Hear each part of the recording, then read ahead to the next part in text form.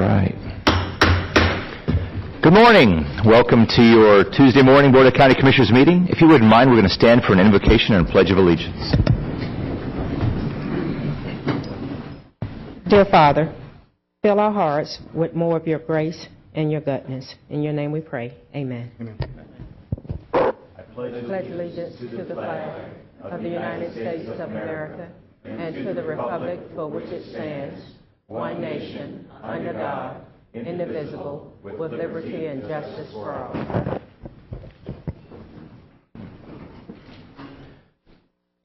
Okay.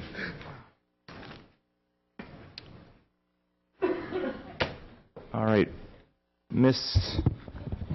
Madam Clerk, this morning, due to the absence of some of the individuals for the proclamations, we'll just have those both read. You can just read those, but we won't be coming down for that. Before we do that, if we can have a motion to approve the minutes and the resolutions, that would be great. Motion to approve. Second. We have a motion and a second. Any discussion? All those in favor, please signify by saying aye. Aye. Motion carried unanimously. With that, Madam Clerk, you may read the proclamations. Yes, sir.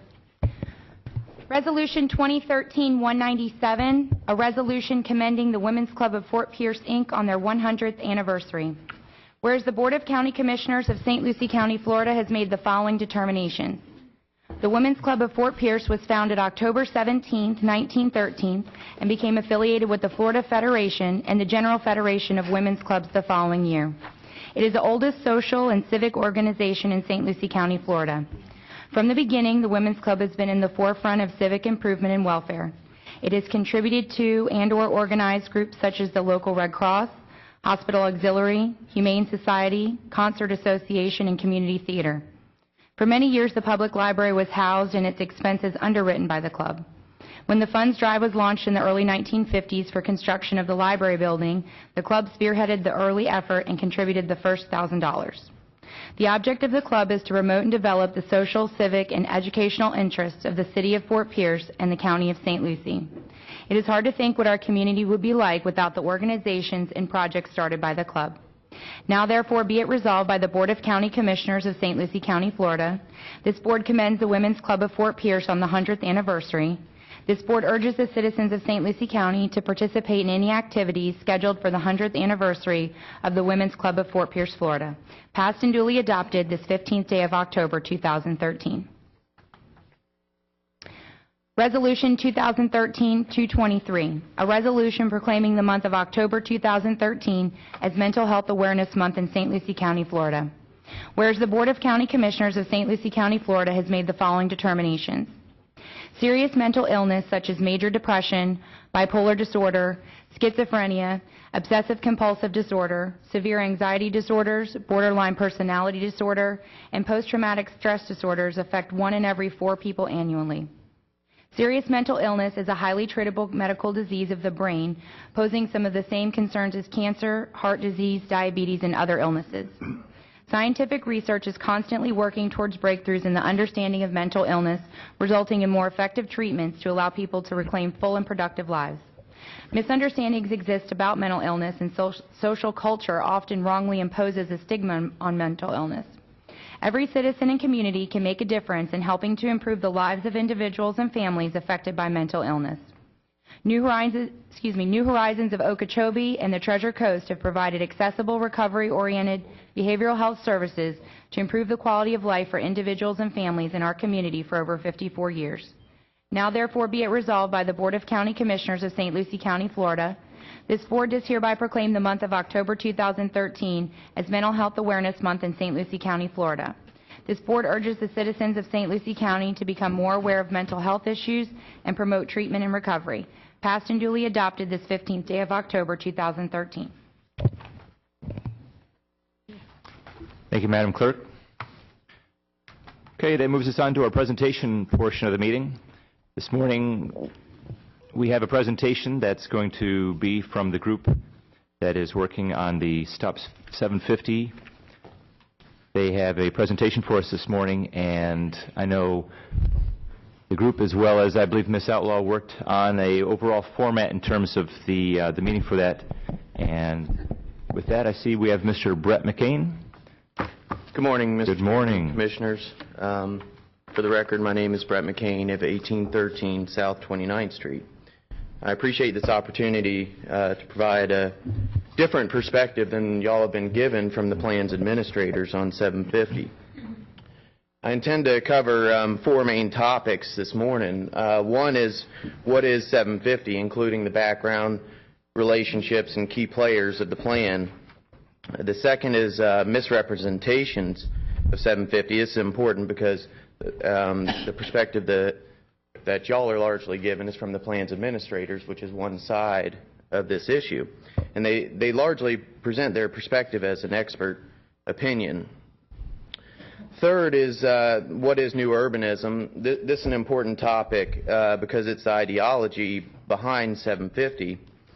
It's also a dominant ideology of the American Planning Association and planning departments across the nation. Fourth topic is why St. Lucie County. First, what is the 750 plan? As we all know, it's a $4.25 million federal grant that was provided in 2010 to enhance regional planning. It's issued by the United States Department of Housing and Urban Development, specifically their Office of Sustainable Communities Initiatives. The Sustainable Communities Initiatives is a partnership with HUD, the EPA, and the DOT. The stated purpose of the grant is to improve access to affordable housing, create more transportation options, and lower transportation costs while protecting the environment. The plan is a 50-year duration and covers the political jurisdictions of Miami-Dade, Monroe, Broward, Palm Beach, Martin, St. Lucie, and Indian River counties. So far, Indian River County and the city of Vero Beach has opted out of this plan. There's 2 federal requirements of the plan. One is to deliver to HUD a housing and social equity assessment, which is a demographic breakdown of many factors across the 7-county region, including age, race, and income. The 750 proponents have made it a point in many of their workshops and summits to assure the participants that this is the only federal requirement of the plan, but that's not the case. The base of the plan is on HUD's 6 livability principles.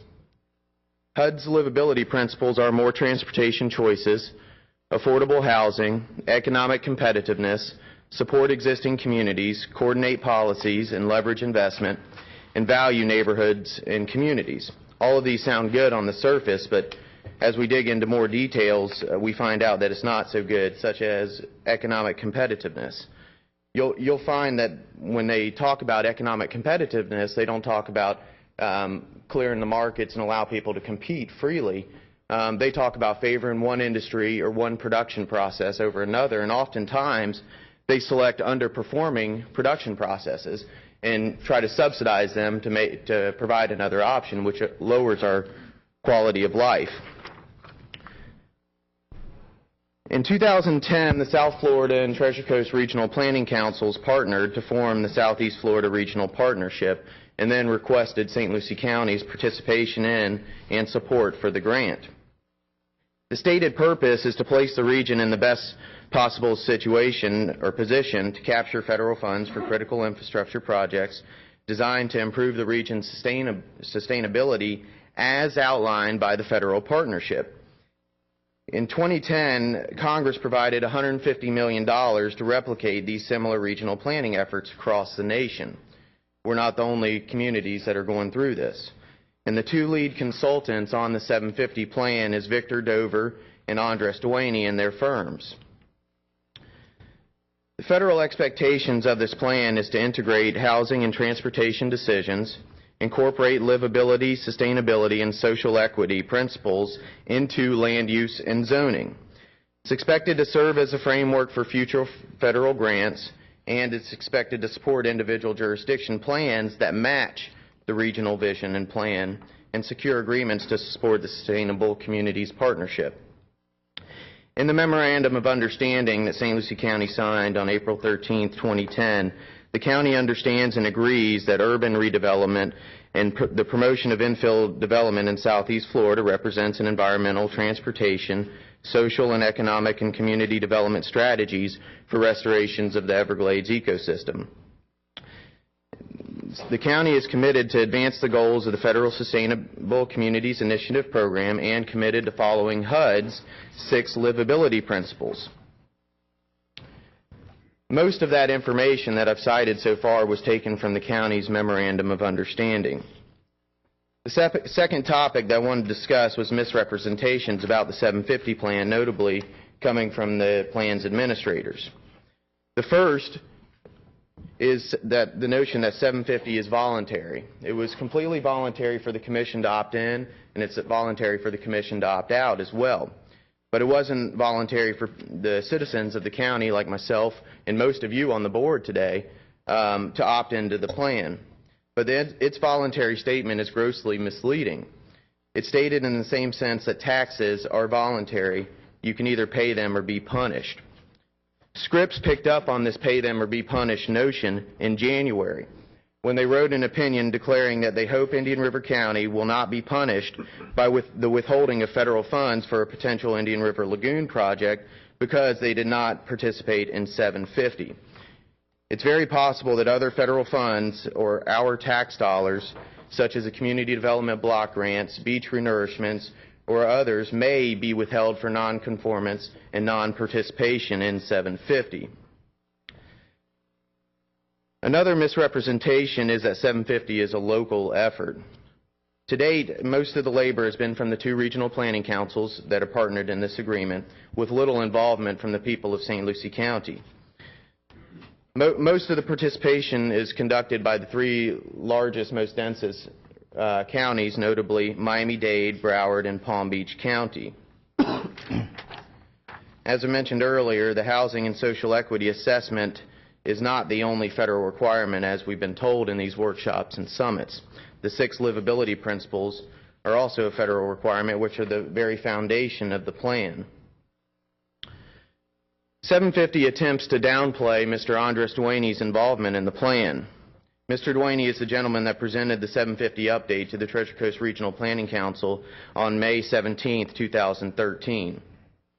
Mr. Duane stated in this 750 update that fascism is efficient. And to be sure, nothing is efficient about fascism except for the erosion of private property rights and to benefit special interests. He indicated that Orlando doesn't have anything going for it except for maybe good government. And what we have down here is a bunch of squabbling little towns all the way down. But he continued to state that we can tie them together like nothing, presumably with such a plan. The plan facilitators argue that Mr. Duane's firm is only paid $95,000.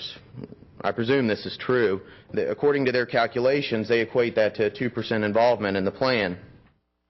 They continue to argue that he is not leading any efforts or writing any sections of the 750 report.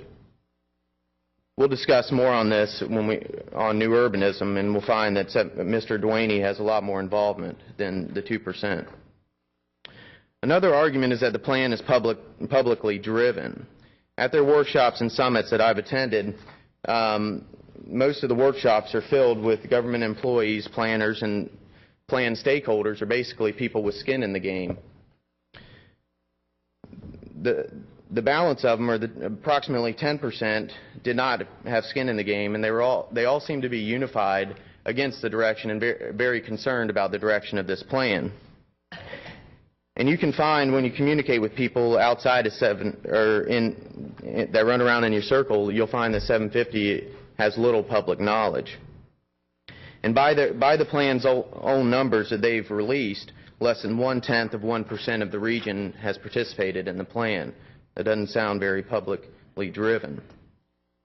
Another argument that's come up recently has been that the plan's opposition is partisan driven. This statement is absolutely false. In fact, private property ownership, retaining local control, and consumer choice are valued by both major political parties. This partisan statement is a strategic move to undermine the plan's opposition. In this case, is a loosely organized group of citizens that are concerned about the impact of this plan. And when ideas have little or no support, like 750, claiming partisanship helps garner support. We all know that when one party stakes out a position on an issue, the other party naturally will take the position of opposition. There's also been misrepresentations about some arguments coming from opponents. One is forced relocation. This idea of forced relocation has been portrayed that 750 will come to your house, force you onto a train, and send you to some high-rise. The means of this may not be accurate, but the ends most likely will be. Rather, this will be attempted through a gradual approach, or as Victor Dover's firm states, the 750 change is about steering where people will live. For example, stricter land use restrictions may decrease some property values that end up in foreclosure for lack of equity or they choose to sell. Zoning changes may increase some property values, encouraging or steering people to sell and move. Auto subsidies and additional taxes such as vehicle miles traveled increase the cost of ownership. Mass transit provided at the expense of tax dollars creates an illusion of low-cost transportation. These combinations encourage, or as Mr. Dover's firm states, steers people to believe one means is more desirable than the other. Water, open space, and energy consumption restrictions can encourage unsuspecting people to move to smaller efficiencies. This is only a manipulation of the marketplace by force and coercion, but can achieve the same relocation of people. Third topic is, what is new urbanism and why is it relevant? A brief background, prior to affordable automobiles, many cities developed largely on mixed use and were thus more walkable. People generally lived at or near their place of business or where they worked. With the invention of one new production process, Henry Ford's mass-produced affordable automobiles, cities began to develop more around the needs of a car. As people climbed the income mobility ladder, they became wealthier. People desired a higher quality of life with larger living quarters and larger real property. They saw residents in neighborhoods that were socially inclusive of their desires from culture, density, religion, or any other attributes that they valued. A large portion of U.S. citizens now live in suburban communities by choice. This was a result of the market process where consumers and producers engaged in a voluntary exchange that each perceived as creating more wealth to suit their desired needs. New urbanism is simply a reaction against suburban life. They've taken suburban life and labeled it as urban sprawl and argued that it damages the environment, sacrifices natural areas, creates traffic congestion, and in other ways lowers the quality of life. But that is not the case. New urbanism offers two main goals to reverse the effects of urban sprawl. One is to create higher density living areas, and two is to reduce the amount of automobile travel by relying more on mass transit and other alternative means of transportation. New urbanism emerged in the 1970s and 80s as a reconstruction of the European city. In 1991, a nonprofit group called the Local Government Commission invited 7 architects, including Andres Duane and his wife, Elizabeth Plater-Zyberg, to develop a set of community principles of land use planning. They presented their principles later in the fall of that year. In 1993, Mr. Duane and his wife, Plater-Zyberg, and 4 of the other 5 architects invited to that commission to develop those principles founded the Chicago-based Congress for the New Urbanism, which is the organizing body for the New Urbanism movement. According to the Congress for the New Urbanism, throughout the 1990s, Congress for the New Urbanism established a close working relationship with HUD and its then Secretary, Henry Cisneros, whom is a frequent speaker at their events. The CNU's founding charter was a source for the Sustainable Communities Partnership between HUD, the EPA, and the Department of Transportation, the very 750 funding and oversight mechanism. Miami, Florida has adopted the most ambitious new urbanist-based zoning code, which Miami, Florida has about 40% of control of the 750 region according to the population breakdowns. Seaside, Florida, you may recognize it's the home of The Truman Show with Jim Carrey, is in the panhandle of Florida, is the first real-life example of new urbanism. Seaside, Florida, however, was an 80-acre parcel that was privately owned and privately developed, which I encourage people to do, and is the reason why I'm here. It's not the same as trying to retrofit new urbanist ideas on our community by changing our zoning and land use local options. In the mid-90s, the U.S. Department of Housing and Urban Development adopted the principles of new urbanism in its multi-billion-dollar program to rebuild public housing projects nationwide. New urbanism is attempting to take a snapshot today and steer future lifestyles. If we had done that 120 years ago, we'd likely still be using horse and carriage.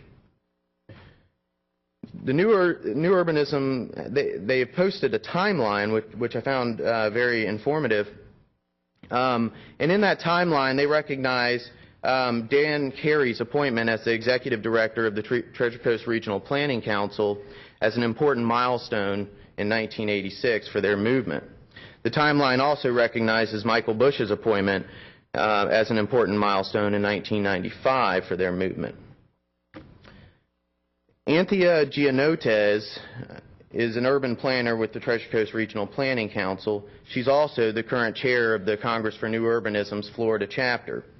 She made the following statement after receiving an award from the Congress for New Urbanism's National Conference, and I quote, "The final thought was simply that our organization is able to receive this honor because of the leadership of Dan Carey initially and now by Michael Busha, who are both passionate about city building and have had the benefit of working alongside the brightest minds in new urbanism for the past 25 years. She continued that Mike was reminiscing about how in 1986 he and Dan cold called Andres Duaney after reading an article in the Miami Herald's Tropic magazine about this up-and-coming architecture firm with new ideas about designing and building neighborhoods again. She concluded that it was this initial contact with Liz and her husband, Andres, that began collaboration on planning, design, and coding of the human habitat in Florida. Randall Holcomb, an economics professor at Florida State University, warned of the dangers of new urbanism in an essay titled New Urbanism versus the Market Process.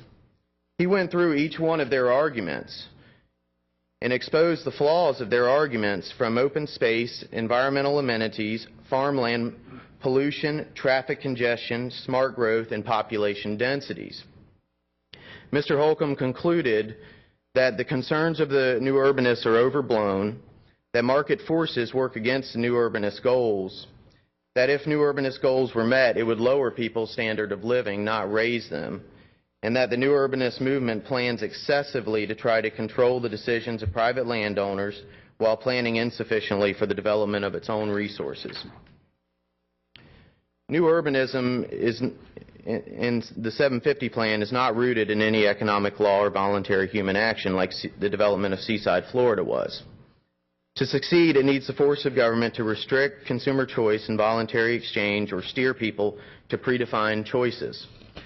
It needs to favor certain industries and production processes over others and limit consumption. Why is St. Lucie County involved? Several of the southern counties, notably Miami-Dade and Broward, who have about a 68% population control of the 750 plan, are built out and believe they need our resources. They feel they need to level the playing field by tying us together with the 750 plan. With a regional plan drafted by the southern counties to benefit the needs and desires of the southern counties, federal fund resources are consumed for their benefit, not ours. An interesting trend that has not been reported by the plan is the wealth migration of adjusted gross income across the 7-county region. The data is pulled from IRS databases based on our tax returns, and the period of time was from 1992 to 2010, which showed that Miami-Dade has lost a combined $5.65 billion, including a $4.7 billion loss to Broward County and $737 million to Palm Beach. Broward gained a cumulative of $2.6 billion, thanks largely to Miami-Dade's $4.7 billion loss. But Broward had losses to Palm Beach of $2.6 billion and $421 million to St. Lucie County. Palm Beach lost $513 million to St. Lucie, $493 million to Martin, and $184 million to Indian River County. St. Lucie County, however, had a constant, sound, productive wealth growth. They gained $2.31 billion during the same period of time, and the four largest contributors were Palm Beach County, Broward County, Miami-Dade County, and Martin County. Miami-Dade and Broward are losing wealth due to the voluntary migration of their citizens. As the density gets thicker and governments become more restrictive and more of a financial burden, the people are moving out of the area. And the 750 New Urbanist seeks to create higher densities, more restrictions, and will be thus more expensive. We've seen many times that federal priorities are often different from local priorities, and we learned a couple of months ago in the Army Corps of Engineers presentation on the Sands project to the County Commission that the Army Corps is already attempting to allocate our sands and our waters for the benefit of Miami-Dade County and their $11 billion seat at the table. It's no coincidence that the solutions being offered by all of the regional planning grants from HUD's Sustainable Communities initiatives throughout the country are offering these new urbanist goals as their solution. And that map shows where all those are going. In conclusion, planning agencies across the nation are dominated by the new urbanist ideology or movement. Sustainable Communities Initiative used new urbanism as the foundation for the partnership that funded and oversees 750. The 750 consultant Andres Duaney wrote the playbook for new urbanism and thus writing 750 indirectly regardless of this so-called 2% involvement illusion. Planning can be effective when it reviews large-scale development's impact on a community. This is conducted in a reactionary role when plans are derived by market opportunities and brought to the planning departments. 750 is a proactive role that limits barriers to market opportunities and voluntary human action. This restricts the ability for people to increase their quality of life based on their own needs and desires. And while the 750 New Urbanist ideas may be well-intended, they have undesirable consequences for people of this county, and I'd venture to guess that they have not offered any of these perspectives to you yet. This plan will be used to direct the federal funds in the area and punish those that do not comply with the plan, or thus encouraging or steering us to conform with the ideas of the plan. And we should oppose this plan's implementation now before we experience the restrictions on and altering of our community. Thank you. Thank you, Mr. McKean. Good morning. Good morning, Madam Secretary. My name is Judy Culpepper, and I reside at 7921 Plantation Lakes Drive in Port St. Lucie, Florida. Good morning, Mr. Chairman. Good morning. Commissioners. Good morning. Good morning. And St. Lucie County members of staff. On behalf of our group, we want each one of you to know how much we do appreciate you spending time with us this morning in a more formal and hopefully more productive way. In addition to Mr. McCain's excellent expose on the foundation upon which this plan is built, for my part, we will cover the following areas and close with some recommendations for a sound solution. The main areas of concern to be covered are the differences in how the plan is presented versus what it is in reality, the role of climate change or global warming and why those are merely sales tools, and why this is a major concern, the economic claims for prosperity and why those are merely the sales tools and unrealistic, and finally how the energy section is flawed. Let me begin by saying, like you, we wish this exercise weren't necessary, but because it is my hope that you will remember that I'm a voice, a messenger, if you will. And while I know you'd like to shoot me, please don't. We love you. The plan is like the book that can't be judged by its cover, and the old saying, beauty is only skin deep. Likewise, this plan's appearance and excellent copy are just that, pretty pictures and marketing fluff with a little fear thrown in for good measure. The plan begins on the cover with 7 counties, 50 years, Southeast Florida Prosperity Plan. And we ask the questions, prosperity, how so? Which brings me to make a distinction we want to set forth from the beginning. The words often used in this plan are those from the toolboxes of wordsmiths and copywriters. Some words are used without explanation, creating a false picture in the reader's mind, while others are completely out of context and downright misleading. Prosperity means economic well-being. And while it is referred to as a desired outcome and an effect of amorphous concepts such as planning and talk of potential, there is little in the way of how this really happens or what makes prosperity. The plan just talks about prosperity, not the realistic path to it. The report generates more questions than answers. According to the plan, arts and culture are a major component of the economic section and others. On page 97, for example, this statement is made with no footnote as to its origin nor to its truth. Based on results from a recent economic study, Southeast Florida's nonprofit arts industry over the 7-county region has a $1.65 billion annual impact and provides more than 47,000 full-time jobs. What the plan doesn't reveal are the full-time wages. While the source is not cited, the one I used is, and it shows for Palm Beach County the arts create the equivalent of 3,364 full-time jobs with an average annual salary of $26,525 per year. This is just 11.2% above the national poverty level for a family of 4, and it is difficult to understand how anyone could try to make the leap from above the poverty level to prosperity. While the plan continues on about the economic virtues of the arts, those evaluating the plan just keep thinking about the starving artists and who are just scraping to get by.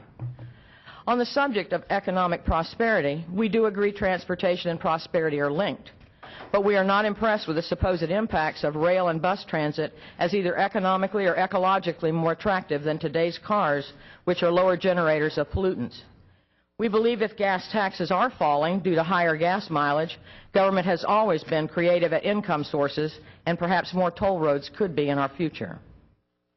While there may be a regional excitement about rail service, unfortunately this service is being proposed for the true Southeast region, Palm Beach, Broward, and Dade.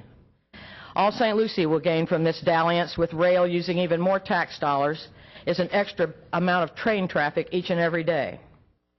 While ridership has increased on the Tri-Rail in the southern part of the region, it too is still heavily subsidized with tax dollars.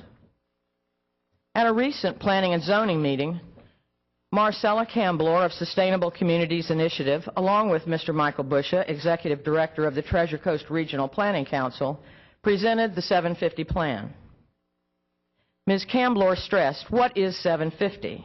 and provided the 5 answers you see here.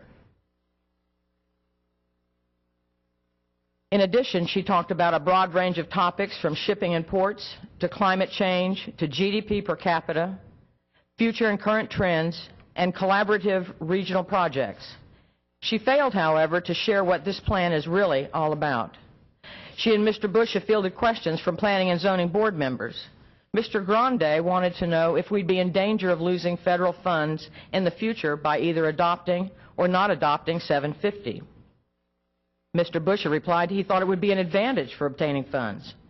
He also stated unequivocally, "This isn't a plan for HUD. This isn't a plan for the Regional Planning Council.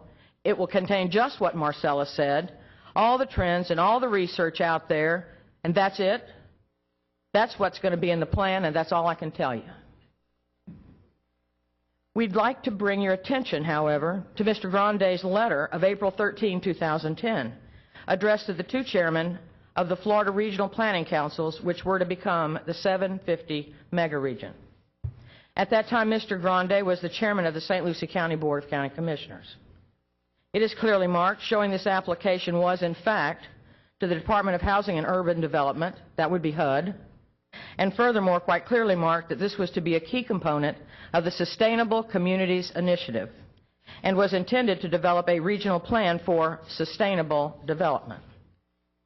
In the event the letter isn't or wasn't clear enough in its intent, then the attached MOU or Memorandum of Understanding will certainly clarify this completely. The next slide will clearly show the resolution title, the parties involved, and the purpose of the resolution. The size of the slide limits our ability to display the entire document, but pertinent clauses are included, and as before, this complete document can be found on the St. Lucie County website on the agenda for the Board of County Commissioners meeting held on April 13, 2010. For those who can't see the slide clearly, this is resolution number 10-125, a resolution of the St. Lucie County Board of County Commissioners supporting the regional planning councils of Southeast Florida in preparing a comprehensive joint application under the Federal Sustainable Communities Initiative. The Sustainable Communities Initiative, or SCI, is a federal grant program under the U.S. Department of Housing and Urban Development, the U.S. Department of Transportation, and the Environmental Protection Agency. The resolution makes it clear the county understood, at least at that time, understood what was expected of them. So we missed nothing in this exercise. Let me go over that resolution with you in the audience. It says in part, this new partnership is looking to multidisciplinary regional councils of the government to identify and coordinate regional strategies that provide a regional vision or plan for sustainable growth, integrate housing, water infrastructure, transportation, land use planning and investment, address energy efficiency, address the impacts of climate change through the development of mitigation and adaptation strategies, foster compatibility of sustainable built systems with the restoration of the Florida Everglades, promote the creation of equitable, sustainable communities, promote environmental protection and restoration, redevelop underutilized sites, leverage federal investment in existing communities, promote equitable, affordable housing, increase economic competitiveness. Finally, invest in health, safety, and walkable neighborhoods, whether they be rural, urban, or suburban. Once done with this long, inclusive list of items to understand about this program, following was even more. There is a clear understanding that the Sustainable Communities Initiative, SCI, should be prepared in consultation with the appropriate water resource, housing, environmental, and transportation agencies ad infinitum. Now, if you guys are still awake and with me, I bring you back to the P&Z meeting, which was receiving the 750 presentation. None of the above, save climate change, was mentioned by either Ms. Camblor nor Mr. Busha. In fact, you are reminded Mr. Busha emphatically stated, this isn't a plan for HUD. This isn't a plan for the Regional Planning Council. It will contain just what Marcella said, all the trends, all the research out there, and that's it. And that's what's going to be in the plan, and that's all I can tell you. Another glaring omission at the P&Z meeting was when Ms. Camblor was asked what documents were actually a part of the plan and where would all of the documents be found. She replied, they are all on the website. Everything was there. Every document, every meeting, it was all there. For the board's information, the very important and quite informative meeting of May 17 is and has been missing for some time. This was the day plan architect and new urbanist Andre Dwani spoke for 2+ hours. We are pleased to share an excerpt with you now when he spoke to the power structure of the decision-making process that will be anointed should you adopt 750. By the way, these are the emerging megaregions, huge megaregions. The Northwest, this is what I would call the LA, San Diego, Mexican outfit, the Texas one here. Unbelievable, where's the Texas? Here. Incredibly powerful. These guys are working in all cylinders. This is a kind of oil belt. The Northwest, don't be distracted by Chicago. They're working. This is extraordinary here. The old South is going in all cylinders. The Mississippi coast is completely awoken. And then there's us. These are the mega regions. But let me now talk about the great event that actually pulled me in. The famous secession of the northern counties. The threat of secession. Don't plan us. We don't like what you're doing. You know, we don't want one more layer of government. We don't want, more bureaucracy, etc. Subsidiarity says we design who makes what decision. The city, the county, the Metropolitan Planning Organization, 750, and then Florida, the United States, and the United Nations. Okay, all the way up. By the way, I said the Earth, and people said, say the United Nations, confront that it's the United Nations. All of you can secede all you want to Orlando, which seems friendlier, but they haven't got anything going in Orlando except possibly good government. The idea that you actually secede from this plan instead of affecting those agencies is not the way to change the world. They'll crush you. Now that we all understand that this is a Sustainable Communities initiative, we need to understand more about just what that really means. As we do that, you will learn something else interesting, and that is how eerily similar the housing and urban development livability principles are with the livability principles adopted by the Southeast Florida Regional Partnership for incorporation into the 750 Plan. One additional principle for the 750 Plan comes down from the EPA. This final principle is the requirement for the plan's project to enhance community resilience to the impacts of climate changes. In the effort to conserve time, suffice it to say the livability principles referred to in this plan were drafted and are exactly like those in the HUD office in Washington.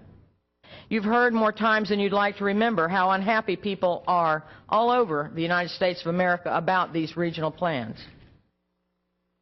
Even though science shows more pollution comes from dense city environment, and only 8% of the people want to live in a dense city environment because they, the feds, want us to, they will steer us into the cities over time.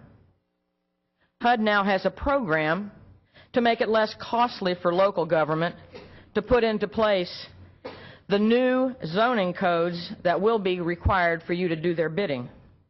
See what is available from HUD and understand how sensitive they are about the local political problems their projects create. The next question I'm going to direct to Shelley, and it's actually a straightforward one. It comes from Sandy in Philadelphia, Pennsylvania, and you touched on it early on. The question is, can grant money be made available to support the efforts of cities to adopt smarter zoning codes that permit walkable neighborhoods by right? Sandy, hello. A little shout out from the White House. Absolutely. In the notice of funds available that DOT and HUD collaborated on, we joined up something we call the Challenge Grant Program with a planning function that the Tiger II program has appropriated, and created a pool of funds that communities can seek to do more detailed land use planning, but also to prepare and adopt the codes that would allow sustainable and livable communities to happen as of right, without additional permission for each individual project. I think that Secretary Donovan's big priority is to find ways in which we can make it easier for the private sector to be able to invest in these kinds of projects and actually help us implement this big vision. And one of the biggest barriers, which I know you know about, is that often the rules of the game, the local zoning codes, actually prohibit the kind of development that we'd like to see. The mixed use, the higher density housing, or the different housing products, the local services, the local public spaces, the character and quality of communities that we know attracts people to live back in cities or live in suburban communities, live in small towns. And often the zoning codes are one of the key barriers that we hear, and this is a set of funding that can be used specifically to develop new zoning codes. So much then for the claims that this is a public-led work. It is anything but. What it really is excuse me, I'm back. What it really is a copy of HUD livability principles, a climate change dictum from EPA, other readily obtainable research, and a few expensive workshops where people were steered into coming to the predetermined ideological values coming out of Washington. Ladies and gentlemen, this plan cost us $4.25 million. That means each page of the 750 plan cost taxpayers $14,214 per page. What a bargain we got. Please make the astute business decision to cut our losses before this folly can cost taxpayers one more dime. How could this plan be so bad? Because it sounds so good. The operative word here is sounds. Remember, I started with wordsmiths and copywriters and their toolboxes. So now we're back to what is sustainable. What an excellent question. In your mind, it's probably something that is nurtured and well taken care of. In reality, sustainable development or smart growth is how the people in Washington want it to be. Sustainable development is a word which succeeded smart growth after people understood and began to push back just like we are now. Here is a quote from a planner and an advisor to the President's Council on Sustainable Development. In the case of the U.S., our local authorities are engaged in planning processes consistent with Local Agenda 21. But there is little interest in using the Local Agenda 21 brand. Participating in a United Nations advocated planning process would very likely bring out many of the conspiracy-fixated groups and individuals in our society, such as the National Rifle Association, citizen militias, and some members of Congress. This segment of our society who fear one world government and a United Nations invasion of the United States through which our individual freedom would be stripped away would actively work to defeat any elected official who joined this conspiracy by undertaking Local Agenda 21. So, we call our processes something else like comprehensive planning, growth management, or smart growth. J. Gary Lawrence, advisor to President Clinton's Council on Sustainable Development. Now let's address climate change, this portion of the plan. What is it? Why is it even in the plan? It is in the plan because it is the roots behind this entire sustainable planning movement. Only something so big and out of man's control could make us fear that every little thing we do as humans was bringing about our ultimate destruction. It's the kind of ignorant fear that would make us give up our freedom, throw away our standard of living, and go back to the caves like a Neanderthal. Best news about global warming was ClimateGate. That's what happened when the news broke about the scientists who were cooking the data books. The IPCC is the child of the World Meteorological Organization and the United Nations Environment Program. The IPCC, or Intergovernmental Panel on Climate Change, publishes regularly, and their arguments are persistent and plentiful. But are they based on good science? The IPCC holds as its hypothesis, as does its parent, the United Nations, that dangerous global warming is resulting or will result from human-related greenhouse gas emissions. However, to prove such a hypothesis, the real scientists must employ the scientific method. When scientists undergo an investigation, first they formulate a hypothesis which is possible to prove false, and then they test it. Additionally, there must be the null hypothesis as well, which is the most basic and simple hypothesis, and one which is consistent with known facts.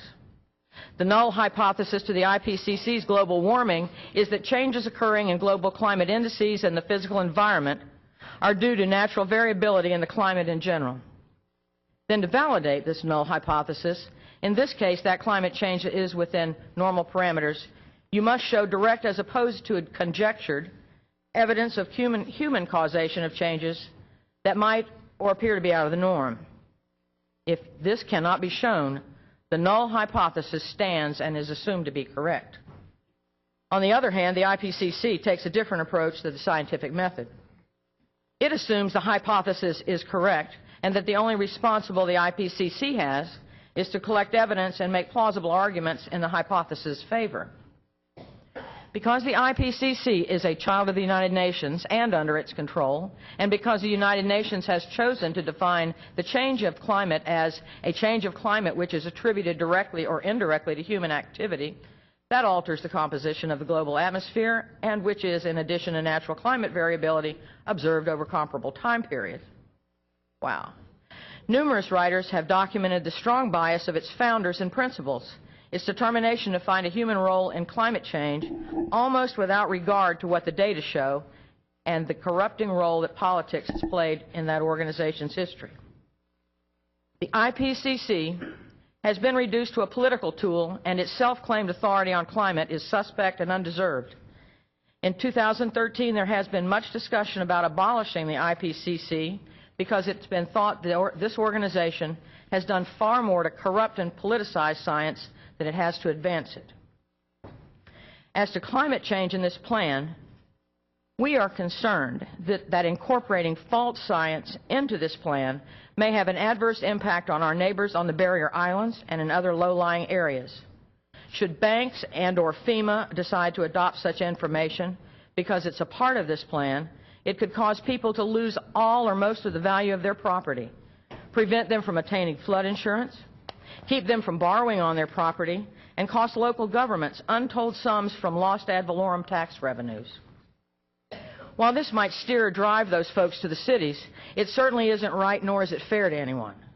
Tax base lost on the barrier islands, for instance, will be made up by the remaining taxpayers. We see no reason to use false science to cost private property owners the value of their assets, nor to cause local governments to lose tax revenues. Likewise, we do not believe we should spend more money planning for a non-event like global warming. More evidence today points to climate changes which are just the opposite of the rising seas. Last year, as this picture illustrates, the Arctic ice grew by 60%. Now, according to the economics of this plan, and to be fair, with the exception of the arts and culture section, I can point to no economic rationale within the plan. The words prosperity and economic are used frequently just to describe one another, and at other times to reinforce the need for a good educational system. While Ms. Camblor spoke for the need of the region to have a business plan, it isn't clear there is one, or that one could actually be or should be prepared for a public entity in a free market society. Briefly, I would direct you to the slide which contains the people talking, which came from page 129 in the new plan. Those people are saying, let's cultivate and create jobs by investing in the creative industries. That's not how you create anything in the business world. The marketplace full of customer demand for services or products is what creates jobs. The notion that you can take another person's money, decide you can create jobs just because it sounds like a good idea, is just pure folly. Solyndra was made of this folly. Now, the region may have a functional role to play in coordinating governments and cutting through red tape, and that role will best be served in the southern end of the region. As to making a tenable environment for strong business, rather than attempting to interest businesses in the scenario report, how about we think creatively and do what stimulates businesses most? Reduce their taxes. Businesses' next favorite thing is reducing red tape for everyone, not just the projects you like, as the plan says. Learn to like successful businesses, the ones which produce the best jobs, whether you like that particular industry or not. Let the markets, not individuals, decide what to produce. Because we have an excellent source of brainiacs in our group, I asked one of them to comment for me on the energy section. Dr. Kenneth Olin, Ph.D., who has worked for over 45 years in the energy field, including Florida Power and Light, readily agreed to give me a hand. His comments came in over the weekend, and I asked him if I should quote him, and he said, please do. He had this to say about the energy section. First, he introduced himself, and he says, I've been involved in the energy field for over 45 years, spent 12 years in advanced technology engineering departments at FPL, and I have a hands-on knowledge of electricity generation and environmental issues. My Ph.D. is in metallurgy, and my careers have been heavily loaded in the realms of thermal chemistry. For your information, here's how the electrical system operates. The nuclear units provide baseload power, except for refueling or maintenance. The reactors are fully on all the time. Variations in power demand are met by firing the fossil units. One can store fuel to meet the load. However, electricity cannot be stored in bulk to meet this requirement. Slide number 72 will then tell you that Florida Crystal burns sugarcane plant waste, bagasse, to generate electricity and produce and process heat, not as bioethanol as the plan states. Also, most all farm equipment will not run on biodiesel, and ethanol can only be used as an expensive substitute for gasoline, up to 10% because of corrosion concerns. He says the on-site energy production was written by somebody who is completely unfamiliar with the subject. From a professionally objective vantage point, this report is a complete sham. It appears to be written with fancy illustrations to please the sponsor, HUD, and not to convey accurate information to Treasure Coast elected officials. It just cannot be taken at face value without experts in various fields making the authors justify their position. While it's been disappointing to have received critical comments like these, unfortunately, they seem to be the norm, not the exception. Several of us discussed as a group what we thought we could accept in this plan. Unfortunately, to date, we have found nothing in this plan we feel is worth the risk of St. Lucie County's exposure. We were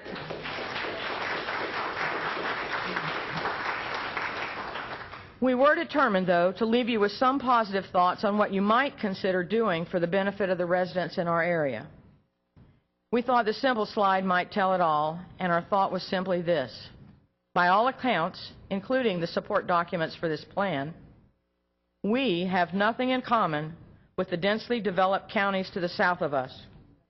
On the other hand, we have much in common with our sister counties to the north and south, not the least of which is our common desire to keep our densities low, live in our single-family homes, and do less damage in so doing as to help maybe in some small way the pollution levels in the Indian River. As you can see by this chart, we are overwhelmed by these counties, and we can contribute only to them while taking away from the attention we deserve right here. We believe the best plan for us is to begin anew the real Treasure Coast Regional Planning Council and let Palm Beach join with Broward and Dade. We would likely help our people get jobs and encourage business, and we are still close enough together we could actually cut through red tape and make this county again a center of commerce as it once was. Ladies and gentlemen, we leave you with these thoughts, and again, we really do want to thank you for listening, and we hope you understand. We are only here because we care, not because we want to interfere. Thank you. Thank you. Okay.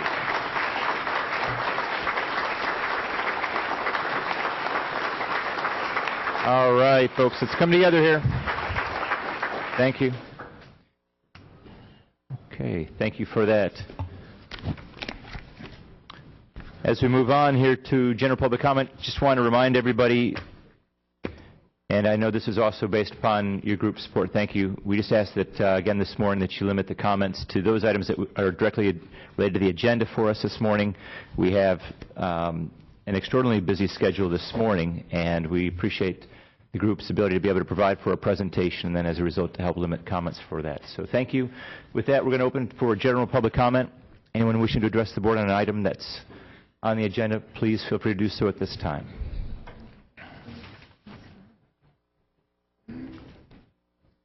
Good morning, Mr. Chairman, Honorable Commissioners, Ms. Outlaw, Mr. McIntyre, and staff. My name is Richard Silvestri. I live at 5708 Buchanan Drive, Fort Pierce. I've gone to the 750 website, and I find nothing in it to be cause for alarm. Instead, I've found a plan that we need. Federal funds will go to regions with the best plan on paper. We can send our income taxes to Washington and get nothing in return, and other regions will get our money unless we have a plan better than theirs and get back some of our own money. 750 can do that for us. Since 750 is planning for the next 50 years, consider the last 50 years in the 7 southeast Florida counties. The 2010 census lists the population of the 7 counties at 6.2 million. The 1960 census counted 1.8 million. We now have almost 4.5 times more people. How many more will the next 50 years bring? If we include only the increase of the last 50 years to the current population, that will add 4.4 million people to the 6.2 million here now, for a total in 2060 of 10.6 million. If we use percentages, we will have 14.8 million people 50 years from now. If we take an average of these, we will have 13.9 million.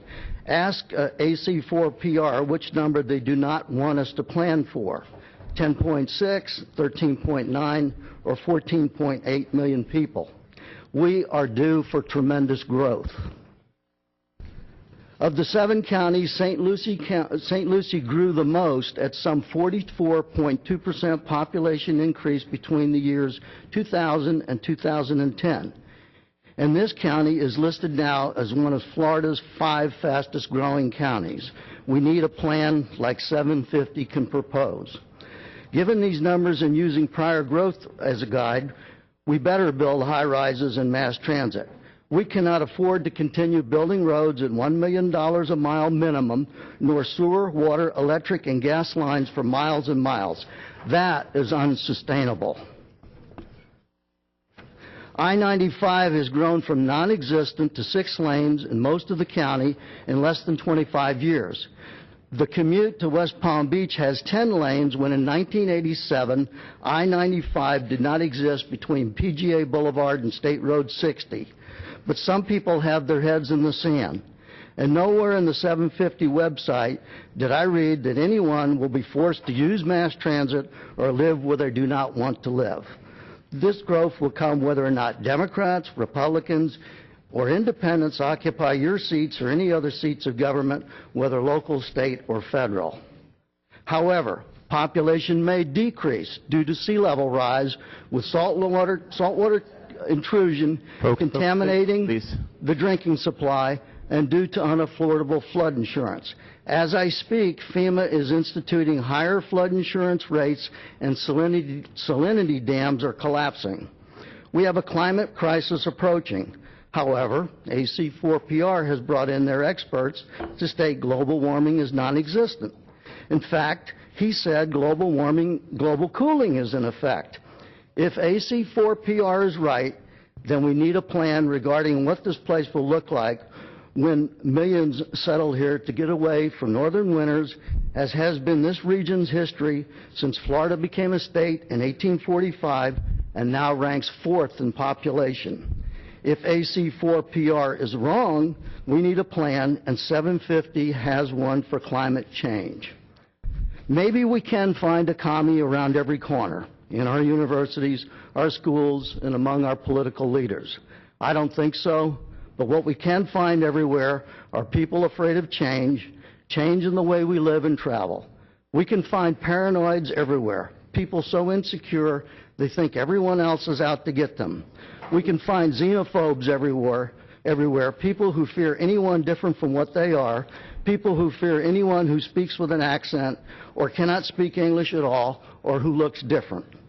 I have seen AC4PR numerous times now, here and elsewhere, sporting their red and white buttons. Never did I see them, nor their buttons on anyone else, with Commissioners Zadowski and Mowry and Representative Lee picking up trash in Northwest Fort Pierce. None of them stayed at last month's evening meeting to hear Commissioner Zadowski and Commissioners Johnson volunteer to help a citizen clean up his lot to avoid fines from code enforcement. It has been said, if you're not part of the solution, maybe you're part of the problem. Rather than look for solutions, AC4PR looks for problems. Rather than light a candle, AC4PR curses the darkness. Let us hear the 750 plan when it is proposed, and then we can talk about whether or not we want it. I thank you for giving me this time. Thank you, Mr. Silvestri. Good morning. I apologize for speaking, but I only want to say thank you. I'm sorry, just your name and address for the record. Thank you. David Luke, 1112 Beach Court. thank you for taking the time to listen to these two speakers who present the opinions of the majority of the people of this community who are aware of the 750 plan. And I also wish to say 750 is a solution seeking a problem. Thank you. Thank you, Mr. Luke. Anyone else wishing to address one of the items for us this morning? Okay, with that. Yes. Good morning. Good morning, everyone. My name is Jerry Beekler. I moved up here about 2.5 years ago when I retired as a Miami Beach firefighter. And I just want to speak briefly on the issue of global warming because this is something we saw firsthand in Miami Beach. I lived in Miami Beach or worked there from '79 on. In the last several years, the last 5 years, every time there was a full moon and a high tide, we had flooding over the canals. We were called to people's homes to either pump out the water in their home or to squeegee out the water in their homes. This was not something that occurred until just 5 years ago. Since then, the commissioners there, and you can call them, have spent millions and millions of dollars to strategically place pumps to pump out water where the canals overflow. So global warming is a reality. You can look at NASA or other agencies, they all agree. When 95% of scientists agree that global warming, man's contribution to global warming is the main cause for global warming, then we can deny it, we can keep our head in the sand, or we can look at it. But it's a reality, and the fact is, right now, I mean, when I was a kid, gas was 17 cents a gallon. It's now over $3 a gallon. Multiply that again, 40 years forward. None of us, I mean, right now, people, yesterday I was at Macy's to buy a shirt. I talked to people there, associates. They're all part-time. They're all making, $7.50 to $8 an hour. This is at Macy's, high-end store. Talk to people in your communities. Talk to your Walmart employees. They're all part-time. How do they afford a car? How do they afford gas? They're spending up to 20% of their income just on gasoline. We're blessed because we were born at a time when jobs were abundant, we were paid well, we were either on Social Security, we were on Medicare that take care of huge bills, and we're not entitled to them any more than every human being on this earth is entitled to the air that we breathe. The sun shines on all of us. The air is there for all of us. We are all in this together, and we can splinter apart. We can fight with each other. We can separate from each other. But I think it's time to really look at the facts. And these are realities that aren't going away. For years, I ran the Florida Firefighters Insurance Trust Fund, so I'm a licensed insurance agent. Your flood insurances are going to go up whether you want it or not. Somebody's got to pay for all the flooding that happened in the Northeast, for all the fires that happened, for all the homes destroyed. I mean, it's just a reality. In insurance, the more the costs that are incurred, the more you're going to have premiums go up. So we need to look at building smartly. I just came back from, took my father up to Minnesota, Minneapolis, St. Paul, for his 87th birthday. They refurbished the whole entire downtown, a lot with a plan they had and federal money. They built a light rail that goes from universities in St. Paul, Minnesota, to the U of M in Minneapolis, Minnesota. My father loved it so much. He loved the transportation. He loved the walkability of it, that he put himself on a list for 2 ACLF facilities up there. And that's going back to Winter, where he came from. He's learned to like Florida, but he liked what he saw there. And yeah, there's more density downtown, but friends of mine that I grew up in high school, and I'm in my 60s, have sold their homes in the suburbs because they're now empty nesters and are moving back to the city because of the culture, because of the quality of life in the city, in the so-called high-density areas. They love it. And I'll give you their names if you want to talk to any of them.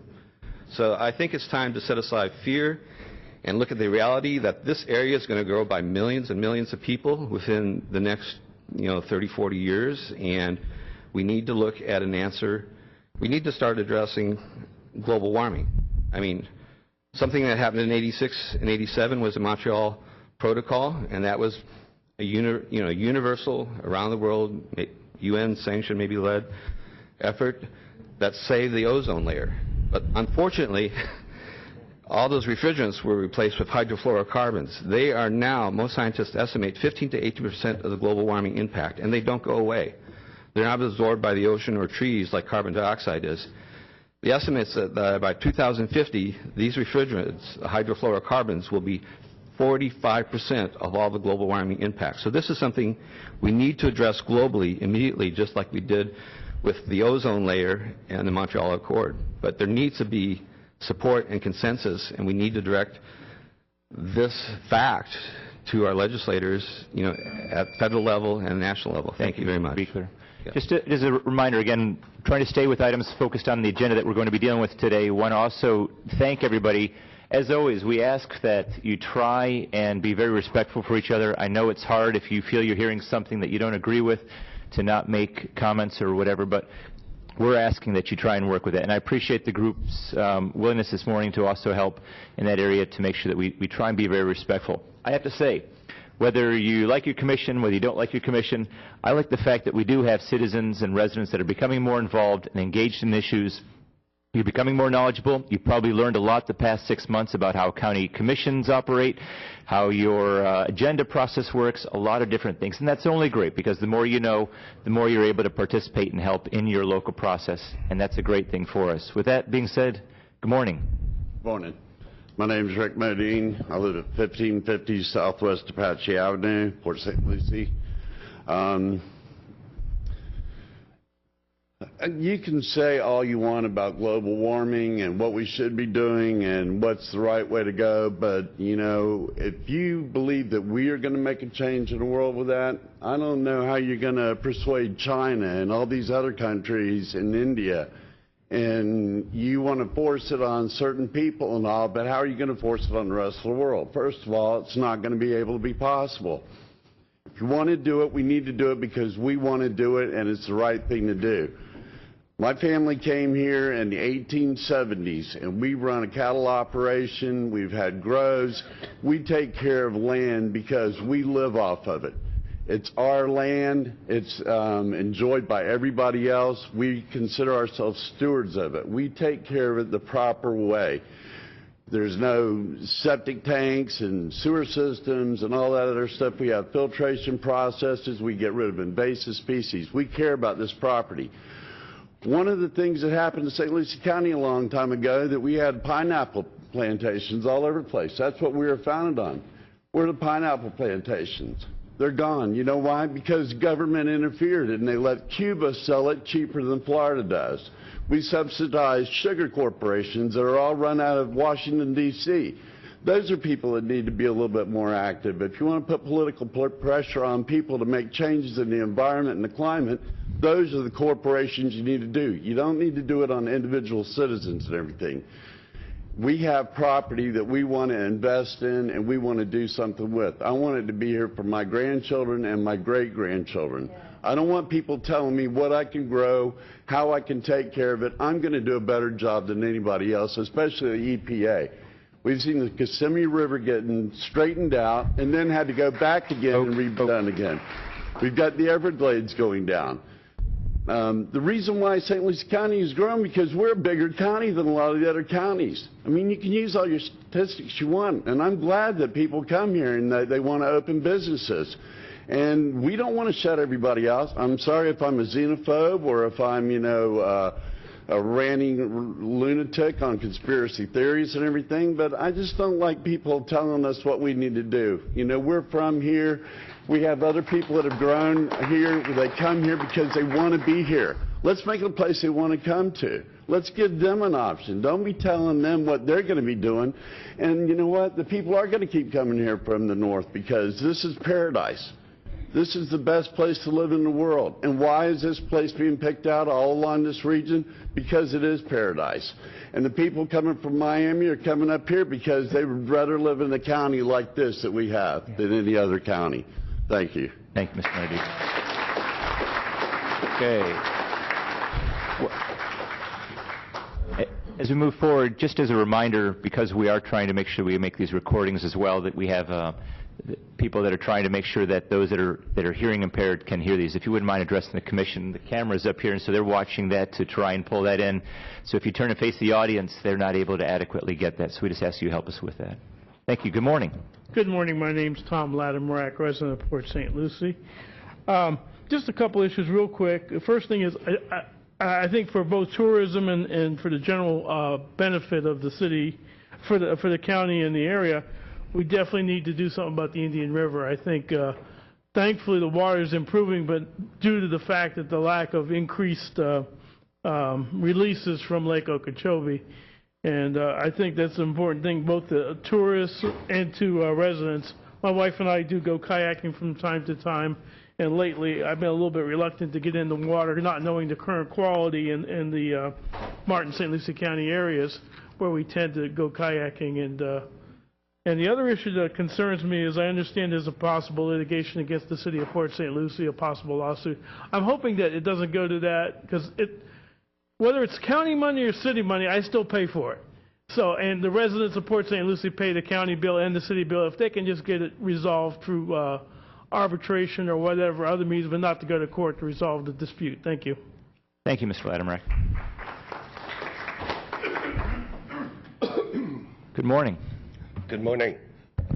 My name's Steve Molesky. I live at 23 San Marino Way, Port St. Lucie. And I'm speaking today in favor of the planning. 40, 50 years down the road, a lot of things will be changing, and all the government bodies need to plan for transportation, water development, the infrastructure from everything from ports to airports to highways to rail is so critical. There's problems of clean water, drinking water, and polluted water down in South Florida. Some planning needs to be done to do that. So I would encourage the commissioners to stay in the planning process. It's critical for decision making. A couple other very brief points. The concept of sustainability is correct for the 21st century. Resources are limited, and those resources that are available are becoming more and more expensive. For government bodies or individual households must move forward efficiently, and sustainability is one of the concepts that helps that to happen. The other concept I wanted to share with my neighbors and residents here in the county is I'm in favor of eminent domain. It's produced many, many good things over time. Roads, parks, schools, whole type of things. And there's also cases where individual landowners get compensated by their government bodies, and there was an occasion, I was a juror on a legal case in Montgomery County, Maryland, where a wealthy landholder had his property taken by eminent domain, compensated. He didn't think it was enough, but our court systems are good enough where that gentleman went to court and ended up with his fair value. I thank the commissioners. Thank you. Thank you, Mr. Molesky. Good morning. Good morning, Commissioners. Howard Fine, 2601 North US 1, Highway 1 in Fort Pierce. A few things that I think we ought to take into consideration here. I have some people come up here that are firefighters and whatnot, and they're going to start talking about global warming as if they know what they're talking about. Okay, organic matter in our canals is filling up the canals. Thereby, it's the same as taking a bucket of sand and putting and having water in it and pour sand into it. What happens to the water? It rises and it overflows. If you don't clean your canals, you're going to see a higher rise in water. It's been that way since I was a little child, and I grew up in Miami too. Lived on the canals and seen it there. I own property in Fort Lauderdale. Same exact thing there. So you're going to say, "Oh, we're flooding. We're flooding over because of what?" Because of normal organic matter that flows into the rivers, raises the bottom up. The other thing I hear people over here talking about government funding, government money. We need the government money. Really? What part of broke do you not understand? What part of broke do you not understand? Folks, Mr. Fine, Seriously. Mr. Fine. And we sit over here and we Mr. talk Fine. about, I'm sorry, Commissioner. Please. I'm sorry. We sit over here and we talk about getting money from the federal government. Look what's just happened now. Commissioner Lewis, do you remember I was here a few months back and I asked you guys, please think outside the box. What can we do as a county to become self-sufficient? We just had a farmer up here today talking about land. That is the guy, we should be kissing the ground that guy walks on. That is how we become self-sufficient. You want to manufacture something? Boom, you can manufacture, he was just talking about plants, pineapples. They're growing in my backyard right now. That's the quickest way to manufacture. We need to make things easier for people. This planning creates more bureaucracy, more rules, more regulations. I don't know about you if you own land, but I do. I get pummeled every day by this county. Every day. And if you don't allow guys like me to develop in this county and make it something, create prosperity, where do you think everybody else is going to get money from? How do you think they're going to create, food on the table, pay for their homes? We got to think outside the box. I'm asking you guys together up here, the commissioners, look at all these rules and regulations that were put in place years ago. Think about how to limit those. Create ease of access, so that then the rest of the population can become prosperous as well. I know, Commissioner Johnson, you got to deal with this every day. People are coming to you telling you don't have jobs. I need to make money. I can't. You think living off of Section 8 is proud? You think food stamps is proud? That's what your 750 brings to this county, but worse. Another thing, you want to talk about global warming? Let's clear it up right now. Al Gore came up with this thing called the hockey puck. Okay, this is really important. He wanted to say, oh, look at this line. You see this line? It was the CO, the carbon dioxide, okay, and the ice levels. And the melting. And he said, oh, do you see how the temperature rose? Look, what else rose? Carbon dioxide. And everybody said, wow, that was really smart. Look at the hockey puck. It shows a correlation. The correlation is exactly backwards. Okay, the earth heated up, and then carbon dioxide rose. Do you understand? That's backwards. And he's been called out a complete farce. He's a liar. Mr. Fine, please. Okay, yes, sir, Commissioner. I'm sorry, I got a little carried away. You get it? It's an absolute, it's malfeasant what they did with this global warming stuff. They did it just to try and enact their political agenda, and that is all. Now get organized, read up on this stuff, and learn. Mr. Fine, please address us. Yes, sir. Thank you. That's all I have to say. Thank you. Thank you. Folks, let me just reiterate again for this morning. I appreciate your patience. You know we've been extremely patient over the last several months with comments. This morning I don't want to have a tit-for-tat, a back and forth, depending upon how you feel, because obviously there is a lot of information I'm sure each and every one of you have in your minds and things that you hear, and it's easy to have somebody get under your skin and to get upset about a comment that you hear. But this morning, because of what we have schedule-wise, we also have another workshop following, and right after this, we're trying to keep things moving quickly this morning to have things move along. And if you want to go out in the parking lot, I'm sure there are a lot of people that would love to have conversations out there. But this morning, we want to keep things moving as efficiently as we can. So thank you for that. Good morning. I'll be brief, Commissioners. My name is Gene Antuna. I live at 7421. I'm sorry, can you say it one more time? Gene Antuna, A-N-T-U-N-A. Thank you, Gene. I live at 7421 Bobolink Way in Port St. Lucie. I honestly, the biggest problem I have with the plan is that it comes with the words that change is good for you, and I'm scared when I hear that change is good for you.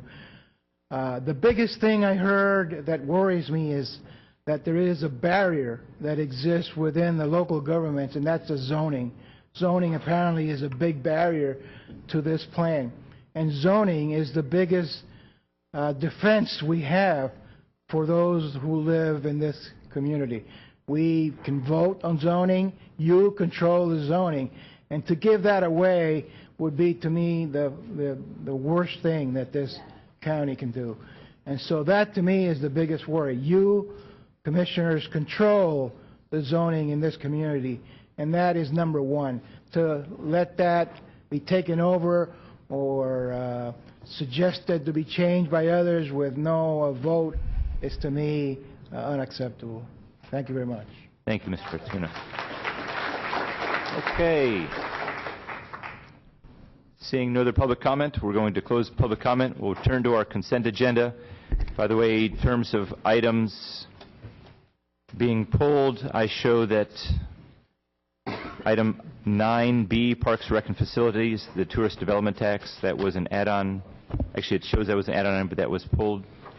And I know we're going to have a change also with agenda item 9A2, and our Assistant County Attorney will update us on that particular item. With that, is there any item that the Commission would like to have pulled for a separate discussion or a separate vote on the consent agenda? Mr. Chairman, I just want to have a comment and for us to begin thinking about 7K3 is about moving forward with Harbor Branch's expansion to some level.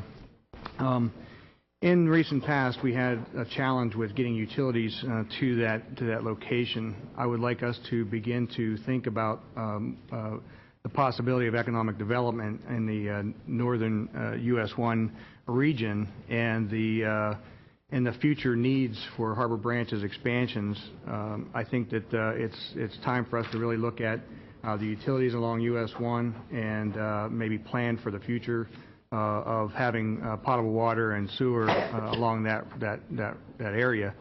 So I just want to raise that simply because this is on our agenda today, that I think we need to look at our utility and for the possibility of expansion in the future and the needs for Harbor Branch and others. So I would just like us to consider that. Thank you, Commissioner. Good comments. Any other item wishing to be pulled for separate discussion or separate vote? Mr. Chairman, I need to pull warrants list number 53 for separate vote, of which I'll be upset. Is there a motion to approve warrants list number 53? Move approval. Have a motion. Is there a second? Second. Motion second. Any discussion? All those in favor signify by saying aye. Aye. Aye. Motion carried unanimously. With that, is there a motion to approve the remaining balance of the consent agenda? Motion to approve. Second. Have a motion, a second. Any discussion? All those in favor signify by saying aye. Aye. Aye. Motion carried unanimously. With that, let's turn to our regular agenda. We're going to our public hearings. This is item 8. We'll begin with the County Attorney, Mr. McIntyre. Thank you, Mr. Chairman. This is a public hearing, as you've indicated. Assistant County Attorney Catherine Barbieri will be handling this item.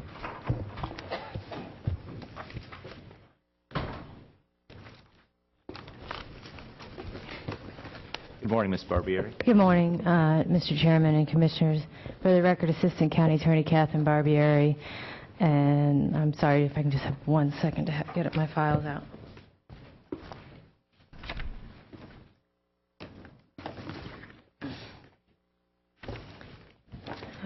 What we have before you is 4911 Deanna Lane. It is before you for permission to go in and do a demolition. On July 16, 2013, the Board of County Commissioners declared the building to be unsafe and constitute a nuisance and authorized a public hearing to be held to consider the appropriate action to abate the safety hazard. To date, no permits have been applied for to bring the structure up to code. All interested parties were notified that a public hearing would be held on this. Notice was placed in St. Lucie County News Tribune for 4 consecutive weeks beginning August 25th. At this point, staff has had no contact with the owner of the property and is receiving complaints from the neighbors. Therefore, staff is asking for permission to go in, demolish the structure, and place a lien on the property payable to St. Lucie County. Any questions for staff at this time? This is a public hearing. Anyone wishing to address the board on this item, please feel free to do so. Seeing no movement, we will close the public hearing, return to the board. Mr. Chairman, move approval. We have a motion. It's been seconded. Any discussion? All those in favor, please signify by saying aye. Aye. Aye. Motion carried unanimously. With that, item number 2, Ms. Barbieri. Yes, good morning, Mr. Chairman, again, and Commissioners. For the record, again, Assistant County Attorney Catherine Barbieri. What you have before you is 4807 Juanita Avenue, Port Pierce, Florida. On August 20th, 2013, the Board of County Commissioners declared the building to be unsafe and constitute a nuisance and authorized a public hearing to be held to consider the appropriate action to abate the safety hazard. To date, no permits have been applied for to bring this structure up to code. The owner was notified that a public hearing would be held to determine what further action should be taken. Notice was placed in the St. Lucie News Tribune for 4 consecutive weeks beginning August 25th. To date, the staff has had no contact from the owner of the property, and the neighbors are complaining, and we are asking for permission to go in, demolish the structure, and place a lien on the property payable to St. Lucie County. Thank you. Any questions for staff? Seeing none, this is a public hearing. Anyone wishing to address the board on this item, please feel free to do so. Seeing no movement, we will close the public hearing, return to the board. Mr. Chairman, move approval. We have a motion to approve. Second. Motion and second. Any discussion? All those in favor, please signify by saying aye. Aye. Aye. Motion carried unanimously. With that, we'll turn to item number 3, Ordinance 2013-40. This is the Animal Sheltered Standards Ordinance. Thank you, Mr. Chairman. This is a public hearing. Assistant County Attorney Heather Young will be handling this item. Thank you, Mr. McIntyre. Good morning, Mr. Chairman, Commissioners. This is a proposed ordinance which would amend the county's animal chapter of the Code of Ordinances, Chapter 1-4, to create a new Article 4, Animal Shelter Standards. The proposed ordinance was prepared by the Animal Shelter Standards Committee, which has been working on the issue during the past year. The committee was appointed by the board to specifically look at this issue and other animal-related issues. It is composed of a local veterinarian, representatives from law enforcement, and animal control that are involved in animal control and shelter issues. The committee has developed categories in the ordinance which are based on guidelines published by the Association of Shelter Veterinarians, as well as input from local animal shelters and the members' own expertise. There are 6 proposed categories that would be addressed under the ordinance. These are administration, standard operating procedures, population levels, enclosures and housing, euthanasia and spay-neuter protocols, and compliance with statutory requirements. If this ordinance is adopted following the public hearing, you all will also be considering this morning a proposed resolution which would adopt a specific set of worksheets for inspection of the animal shelter facilities. And if adopted, the ordinance would apply not only to shelters in the unincorporated areas, but also to any shelters which are contracted with the board to provide shelter services, which is currently the Humane Society. Notice of today's public hearing was published in the News Tribune on September 24th, 2013, and staff is recommending adoption of the ordinance. Let me just add, if I might, that we do have, I believe, the committee members here, Dr. Cindy Wasserman, Charmaine Colton, Deputy Rick Sturr, and Brian Lloyd from Port St. Lucie Animal Control, as well as representatives from the Humane Society, Dogs and Cats Forever, and Rescue Adoption. Thank you. And if we don't mind, can we just have those members stand for their recognition, please, this time? Thank you very much. Appreciate your efforts that you provided on this. I know it's been a long work in progress. I know a lot of individuals were involved with that. So we appreciate all the efforts that you provided to put into this helpful ordinance. With that, this is a public hearing. Anyone wishing to address the board on this item? That will close the public hearing. Return to the board. Is there a motion? Motion to approve. We have a motion. Second. Motion and second. Any discussion? Mr. Chairman, I just want to echo your comments earlier, the hard work, both from a public standpoint and the ones that stood and the involvement that everyone had. This has been a long time coming. Thank you, Commissioner. With that, all those in favor, please signify by saying aye. Aye. Aye. Motion carried unanimously. With that, we'll turn to item number 4, Code Enforcement Case number 76142. This is for 7701 Belmont Ave. Ms. Barbieri. Yes. Sorry, we're shuffling chairs back and forth on you there. No problem. Good morning, Chairman, Commissioners. Again, for the record, Assistant County Attorney Catherine Barbieri. What you have before you is 7701 Belmont Avenue, Port Pierce, Florida.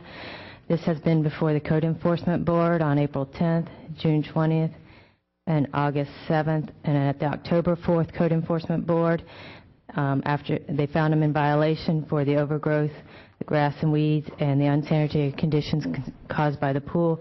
The Code Enforcement Board also ordered staff to bring this to the Board of County Commissioners, as they found the violations had not been abated and that the conditions causing the violations presented a serious threat to the public health, safety, and welfare. At this time, staff notified the owner and the appropriate people. We have had contact at the end of last week with the owner, and she is here to address the board. She notified staff that she has a sale on the property in a couple of weeks, and I believe is going to ask the board if she secures the latch on the screen door to the pool, which is not secure at this point, if she could be given a week or so to effectuate the sale rather than having us go in and abate the overgrowth and the pool. Staff also did have notified mosquito control. They've been out and looked at the property already because of the pool. If the board, after speaking to the owner, is so inclined, we would ask that you just go ahead and order that we abate the violations, but ask that you would give the owner a week if she secures the pool door as indicated within a short period of time. And this is a public hearing. Thank you, Ms. Barbier. I think Ms. Bonnie Mock is the owner, and I believe she's here. Oh, thank you. With that, are there any questions for staff at this time? Ms. Barbieri, I'm looking at the pool area. Is that whole area screened in? It is areas of screening, but I believe obviously it's in poor condition. I think it's the latch on the door that we are concerned about besides the actual condition of the pool. Obviously, if a child fell in, we would have trouble seeing the child. All right, thank you. Mr. Chairman, I have a question. You had mentioned the ability to, if we were to so move that we would work with the owner to allow a week. Would that mean that this would need to come back to us again, or can we make a recommendation if it is not taken care of and or sold over, that we would go ahead and move forward with that? The board could make that recommendation that you go ahead and have staff confirm she secured the latch within 24 hours and confirm that the sale has taken place within a week, 2 weeks, and if not, then we go in and abate the violations. Right, because my concern is sometimes the sales, they give you closing dates, but those are not always, which are out of your hands, but sometimes they're not met. Yes, ma'am. Thank you. Any other questions? With that, good morning. This is a public hearing. Welcome to the board. How are you? Thank you. Good morning. My name is Bonnie Mock. I currently reside at 540 Grove Isle in Vero Beach, Florida. I've been a St. Lucie County resident since 1972 and a homeowner since 1974, and I publicly apologize for the condition of the house. When I bought the house in 1989, I was a much younger person then. I engaged in a marriage, and at some point in that marriage, on my birthday, his wife called me up to tell me that my marriage wasn't legal. So financially, I had to go from two incomes to one income. In the past 10 years, I've had 5 surgeries, and I have arthritis. I've had a rotator cuff, and as I age, I'm unable to take care of the property properly, and I apologize for that. This is not something that I just decided, I don't want to take this house anymore and walk away from it, and I'm very nervous. I apologize. I do have a contract on the house. I had one in April, and that kind of fell through. This one is a more solid one. I'm selling the house at a very cheap rate because I do want get the work done. I personally cannot afford to take care of it anymore financially. I am now retired, and I haven't even gotten my first Social Security check yet. And physically, I'm unable to take care of the property. It would not have had a pool. It would not have had the extra lot if I not have been married and thought that I had a partner in this property. But I cannot take care of it myself. And we signed a contract on September 26th. We were supposed to close last week. The records in St. Lucie County show that I owe Harbor Federal money on the house, so the records are very far behind because Harbor Federal hasn't been around for, 7, 8, 9 years. It was turned over to National City.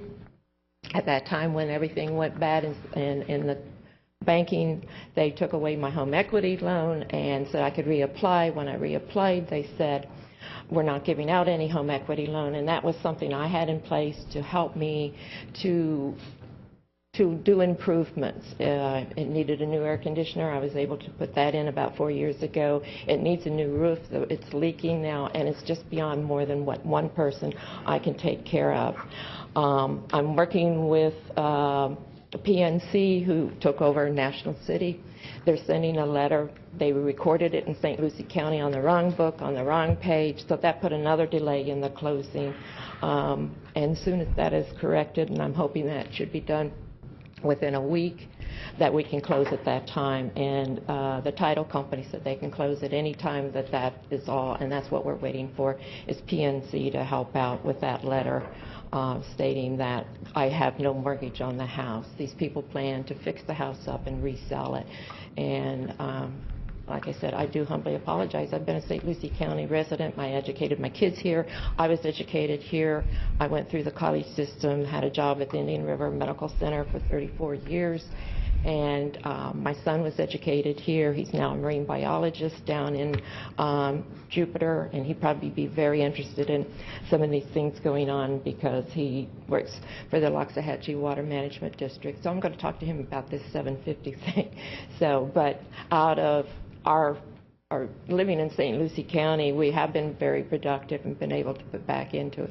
But I humbly apologize, but it's not, like I said, something I just decided one day, I don't want to live here anymore. It was a process, and the house just got more and bigger and harder for me to take care of now that I'm in my mid-60s. I just can't do it anymore. And I know that it's a nuisance. I wish my neighbors would have come forward and say, is there something we can do to help? But we don't live in that kind of era anymore where neighbors help neighbors so much anymore. Most of my neighbors have lived there almost as long as I have. The guy across the street was going to do it, but then he had to go out of town, and I think it was more work than what he could do because he's even older than me. So I'm requesting that you give me a little bit of extension, get this closing date done. I will go and make sure the door, I think it has been remedied, but I will go and check it and make sure that the door, you know, it just came, I think something broke on the little latch and it just won't stay shut. And the yard has been mowed. It was just hard working and maintaining 2 homes and working full-time as a nurse. I would work 12-hour shifts, and that's a hard job. It's a very physical job in the ICU for 34 years, and it's a job I could do, but it was just getting harder, anyway, I'm not going to belabor everything. I appreciate it. Okay. And I know it's difficult to stand before a group like this. It is with TV, and you know, I was president of the first PTO here in St. Lucie County. I mean, it's very embarrassing. It's very shameful, and I've been treated for depression because of all of this. And We want to make it quick and painlessly for you. And I appreciate it sounds like our staff has continued to work with you, and I appreciate your effort with that as well. So thank you. Thank you. And if I may, Mr. Chair, before you go, yes. We all go through hardships in life. That's nothing to be embarrassed about. You're a citizen. I know, but and you're our citizen. This is the worst thing that's happened to me, you know? I mean... But you're going to make it, and everything's going to be all right. And staff will be working with you on this matter, and just go full forward. You have the rest of your life in front of you. Yes, I do. Thank you very much. Take care. Thanks for your support. Anyone else wishing to address the board on this item? Seeing no movement, we'll close the public hearing, return to the board. If I may, Mr. Chair, in lieu of her situation, maybe we can extend it for at least 3 to 4 weeks, give her an opportunity to get matters straightened out with the bank and possibly pursue closing as the opportunity for her to sell the house and move on with her life. Yes, Mr. Chairman. I'm very sensitive to the concerns of the neighbors, which I guess is the main impetus behind this. But having had some knowledge of how the banks seem to be having problems with records being lost in the collapse and the banks changing hands and what have you, I think what Commissioner has suggested and what Commissioner Hutchinson suggested earlier, that we would put a time frame on that. If the latch would be fixed immediately, I think if we could stretch it out to perhaps another 30 days to give things time to come to closure with the banks. Mr. Chair, my question's for staff. You mentioned just a moment ago that you'd sent mosquito control out there. Did they spray the pool? I know that I think they did do, they looked at it, they found some larvae in one area, and I think they took care of it. Yes, that was my understanding. Okay, because that was going to be my next, I think the latch is important by all means, and I'd like to see it, make sure that it's on there by the end of today, if not tomorrow at this time. But even the possibility of possibly draining, I know you can't drain it completely, so the mosquito, but more from a safety perspective of the neighborhood. Unfortunately, we have all heard or seen young children can be creative. Yes. And get in a pool, and that to me would be one of the worst nightmares to happen. So it's the depth of that pool on the water right now, and I don't know if, would you be able to, where did you go, to accomplish this? You would have to come up to the mic. But I mean, that would be one of my concerns. The latch, maybe within the next 12 hours, but then at some point, no matter who owns it or where you close, Right. It takes nothing to turn a valve and let some of that water drain out. Okay, thank you for your consideration. The deepest part of that pool, it's a sports pool. It's 3.5 feet on each end, 5 feet in the middle. My concern, because I had a hot tub there, and when I drained it to clean it, it popped out of the ground. I heard on the news of a recent one. I have a concern because it is 15 by 30, that if I drain any of it, that would be my major concern about trying to drain it. I can do Well, I was that. saying, You'd want to and do I it more with the understand that. larvae You issue could rather still than leave. water. But Right. it's only Even 5 for foot the deep at the larvae, very, you can do it. I'm sorry. Water level. It's only 5 foot deep at the deepest part in the middle.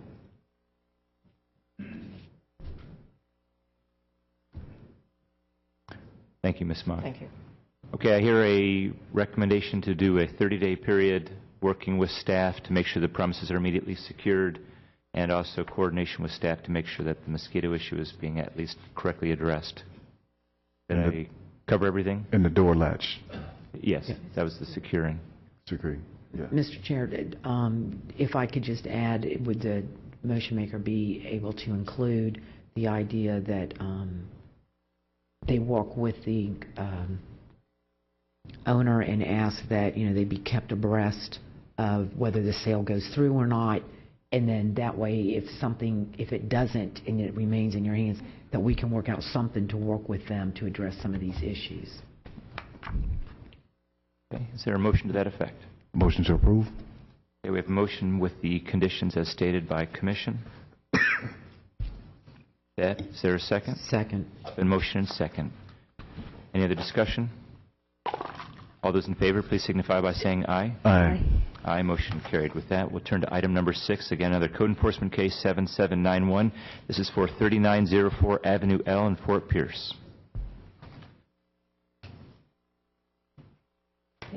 Mr. Chairman, Assistant County Attorney Catherine Barbieri, did we do 8606 Brookline Avenue?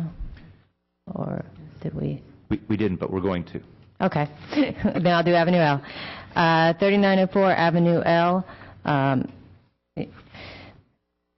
This property was cited by the Code Enforcement in July. It's been to the August Code Enforcement Board, where the board found, and the September Code Enforcement Board, they found it in violation of 1932D overgrowth. The board found the violations had not been abated and ordered a fine, and they also ordered the staff to bring it to the Board of County Commissioners, as they found the violations presented a serious threat to the public health, safety, and welfare, and staff was directed to notify St. Lucie County Board of County Commissioners. Staff sent out notice to the property owner and has received no contact. At this time, we are asking for permission to abate the violations by mowing and maintaining the excessive overgrowth and weeds and placing a lien on the property. Any questions for staff? Seeing none, this is a public hearing. We're going to open for public comment. Seeing no movement, we'll close the public hearing, return to the board. Motion to approve. We have a motion. Is there a second? Second. Motion is seconded. Any discussion? I just want to go back to the pool thing. I would suggest that we make a concerted effort on every home if it has a pool, so that I don't know if this one does or not, but I think it's just something we should just have as a consideration in every home that has a pool, that we secure them. So, but I don't see this one having a pool, but I just wanted to raise that because I didn't get in the last conversation. But we should have that as a standing situation that all polls are secured.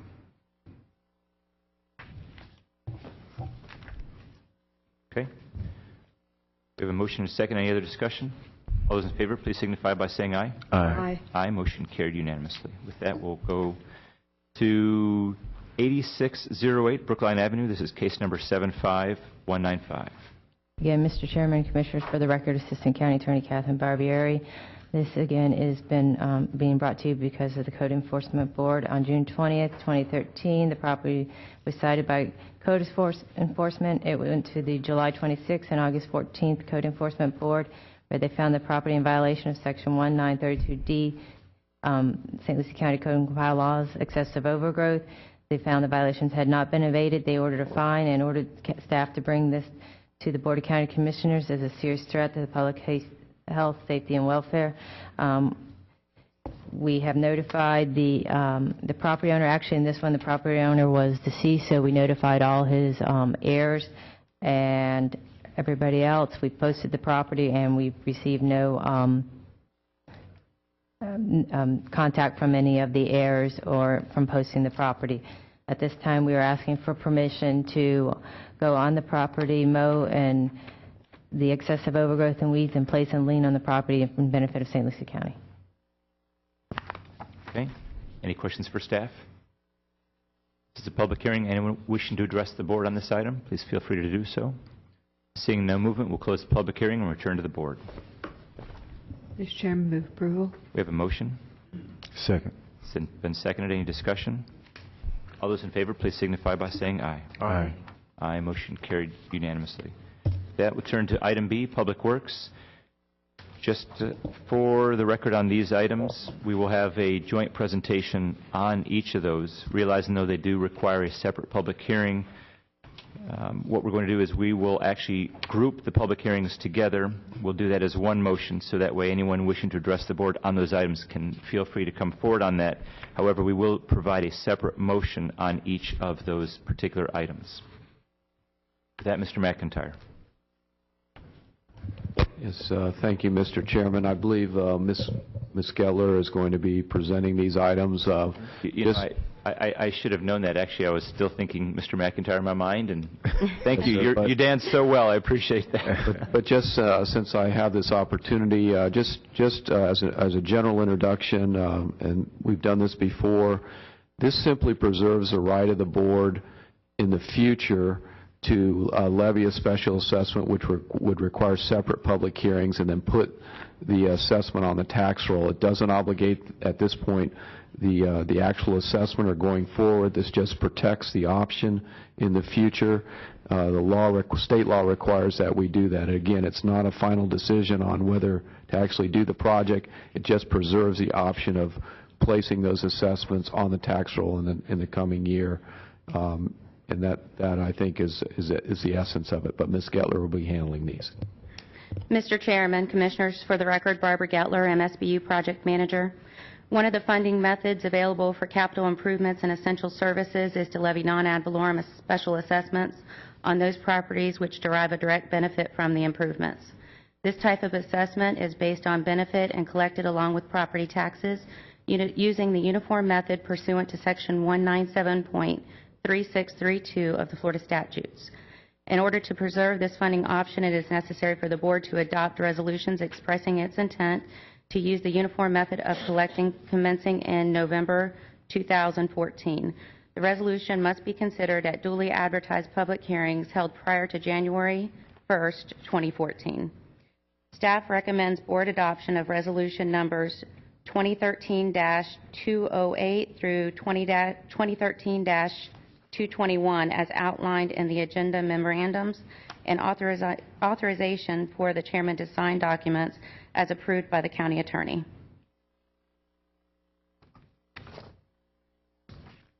Thank you, Ms. Gettler. I want to make sure I'm clear, though. On these, we're doing special assessments. That's the presentation for all of those. That is for all of them. Thank you. I want to make sure we're clear on that. Again, with the format for this, although each one is a separate item which will require separate board approval, we will be treating all these together under one public hearing. So if there is anyone that wishes to address the item, please feel free to do so regarding any of those particular municipal service benefit. For movement, seeing no movement, we're going to close the public hearing. We'll return to the board. Again, I need separate action on each of the motions. Mr. Chairman, move approval resolution 2013-208. We have a motion Second. and second. Any discussion? All those in favor, please signify by saying aye. Aye. Aye. Motion carried unanimously. Number 2. Mr. Chairman, move approval resolution 2013-209. Second. Motion second. Any discussion? All those in favor, please signify by saying aye. Aye. Aye. Motion carried unanimously.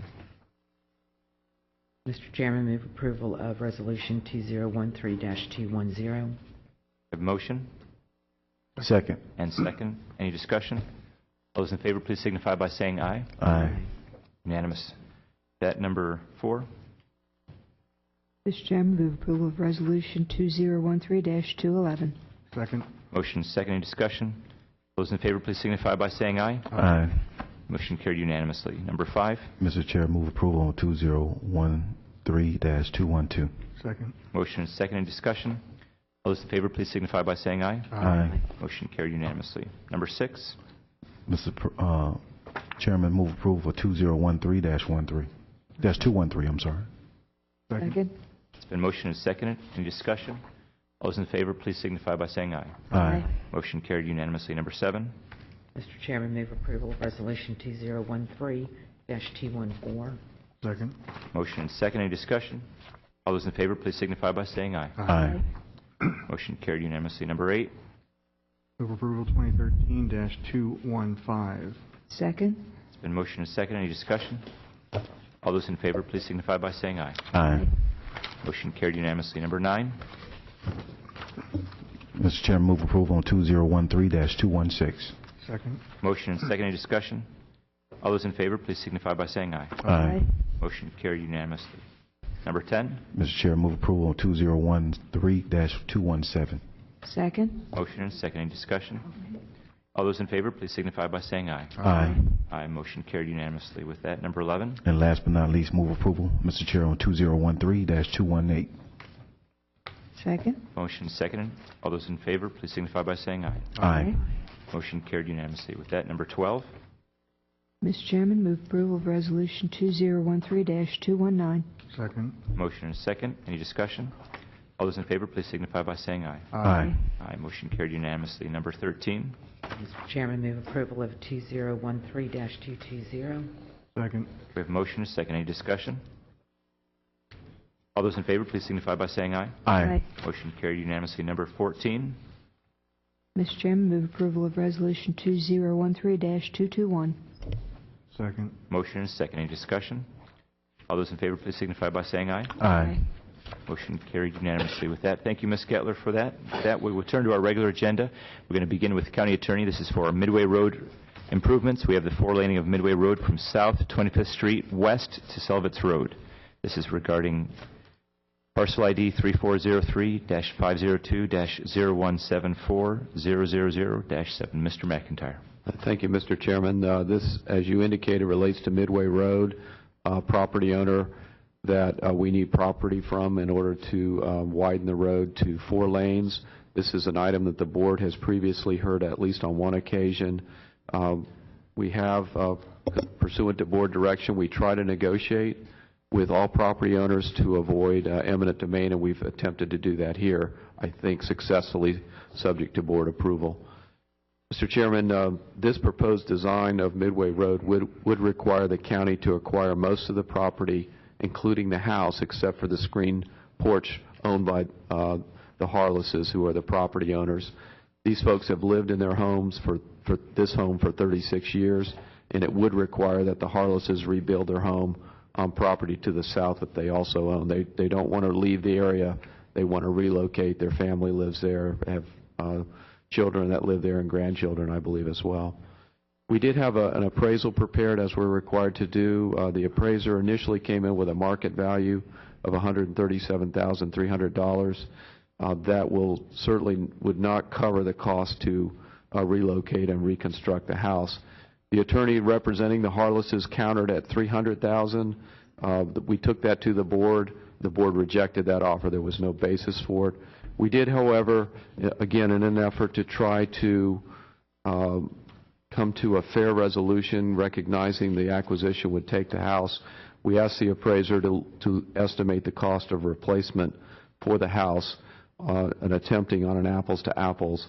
Mr. Fuller, who is the county's independent contract appraiser, did assess that the replacement value was $233,500. The Harlesses, after some negotiation, this has taken over a period of months, have signed a contract at that amount, and that is in front of the board. In terms of settling, of course, it's always appropriate, I think, to look at these things from a best case, worst case scenario. This would be an eminent domain case. We would be in front of a 12-person jury. The only other time as a 12-person jury is a criminal case where the death penalty could be imposed. In a best case scenario, we would come in with our initial value. The jury would accept that. We would still be obligated to pay for our fees as well as the attorney's fees for the property owner. It's likely that those costs would exceed $35,000. Worst case, the jury would value the property at $300,000. As with the best case scenario, we would still be obligated to pay our expert witness costs as well as the property owner's expert witness costs. But in a worst case scenario, we would have to pay an increased attorney's fees because that's based on the amount that the overage that they get over our initial offer of approximately $54,000. It's likely that the amount of attorney's fees and costs in a worst case scenario would exceed $75,000. Mr. Chairman, again, from the perspective of staff, we believe that the proposed contract of $233,500 is a fair resolution. It will provide the property owner with sufficient funds to rebuild their house. We are basically taking their house. It's necessary for the road improvement. The property owners recognize that.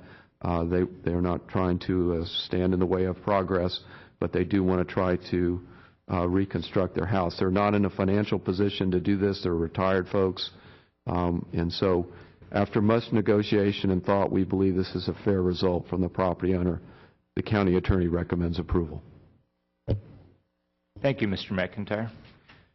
This item obviously has been one that I know you and your staff have worked on diligently. It's been a long time in the coming, so I appreciate a lot of the effort that you have on that. Comments, questions from the board for Mr. McIntyre? Mr. Chairman, I just want to state that I'm not in favor of eminent domain per se. This obviously was negotiated, and I'm happy that the owners will be compensated for their property and to be able to be rebuilt. So I'm pleased that the attorney's office was diligent in finding a positive outcome. So I appreciate that. Any other comments or questions? I'm also grateful to the attorney's office as well. Take a look at this situation, 37 years of family memories, momentums, and family gatherings, and a situation where they're going to lose the whole house because of this process. So I'm glad we got a negotiation on that situation, and I think it's one that they can be pleased with, and we could be pleased with and moving forward as well. Mr. Chairman, move approval. Have a motion. Is there a second? Second. Been motion and second. Any other further discussion? All those in favor, please signify by saying aye. Aye. Aye. Motion carried unanimously. With that, we will turn to item B. Ms. Young, I believe, will be taking over on this. Yes, thank you, Mr. Chairman, Commissioners. This is proposed resolution 2013-224. This is the companion resolution to the Animal Shelter Standards Ordinance, which was adopted earlier this morning. The resolution provides for the adoption of an inspection worksheet, which was prepared by the Animal Shelter Standards Committee. In addition to looking at the guidelines from the Shelter Veterinarians Association and receiving input from the shelters at several meetings, they also took time to tour each of the shelters, and we appreciate that the shelters open their doors and allow them to do that. And that enabled them to fine-tune this worksheet. And at our last meeting where the shelter representatives were present, they all indicated their support for it, and staff is recommending approval of the resolution. Okay. Any questions for staff? Mr. Chairman, just another comment. I think I have to give kudos to staff for thinking outside of the box and actually trying to work to see does it even work before it was brought before us. So thank you for that. Thank you. And I would be remiss if I didn't mention Jack Southard and Tiffany Bennett and Amy from their office, who have put in a great deal of work and effort on coordinating this whole process. Thank you. Mr. Chairman, I think I'll just kind of join the group here and say a lot of thanks. This has been a long and sometimes contentious project, and I really appreciate the time and effort, and I think the results here are great. The fact that all the shelters got together and once again, as Commissioner Hutchinson said, opened their doors and participated is a really good bonus for all of us, and I just want to thank everybody that was involved, because once again, I know it's been tough from time to time. Good. Is there a motion? Motion to approve. We have a motion. Is there a second? Second. Any other discussion? All those in favor, please signify by saying aye. Aye. Aye. Motion carried and unanimously. With that, we will turn to our tourist development tax. This was an add-on item.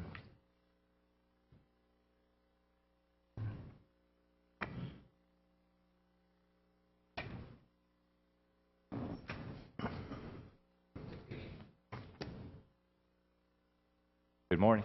Good morning, Mr. Chairman, Commissioners. Charlotte Byerly, Tourism and Venues Manager. This item before you is for discussion for the tourist development tax, specifically use of the 33% of the 5th cent. County ordinance dictates that this portion of the fund should be allocated for capital facilities that promote tourism located in the St. Lucie County Fairgrounds in the area north of Midway Road. As background to this agenda item, in March 2010, funds from this 5th cent were made available through a competitive grant process. It was available to local nonprofit organizations and local government entities to for the use of capital facilities that promote tourism.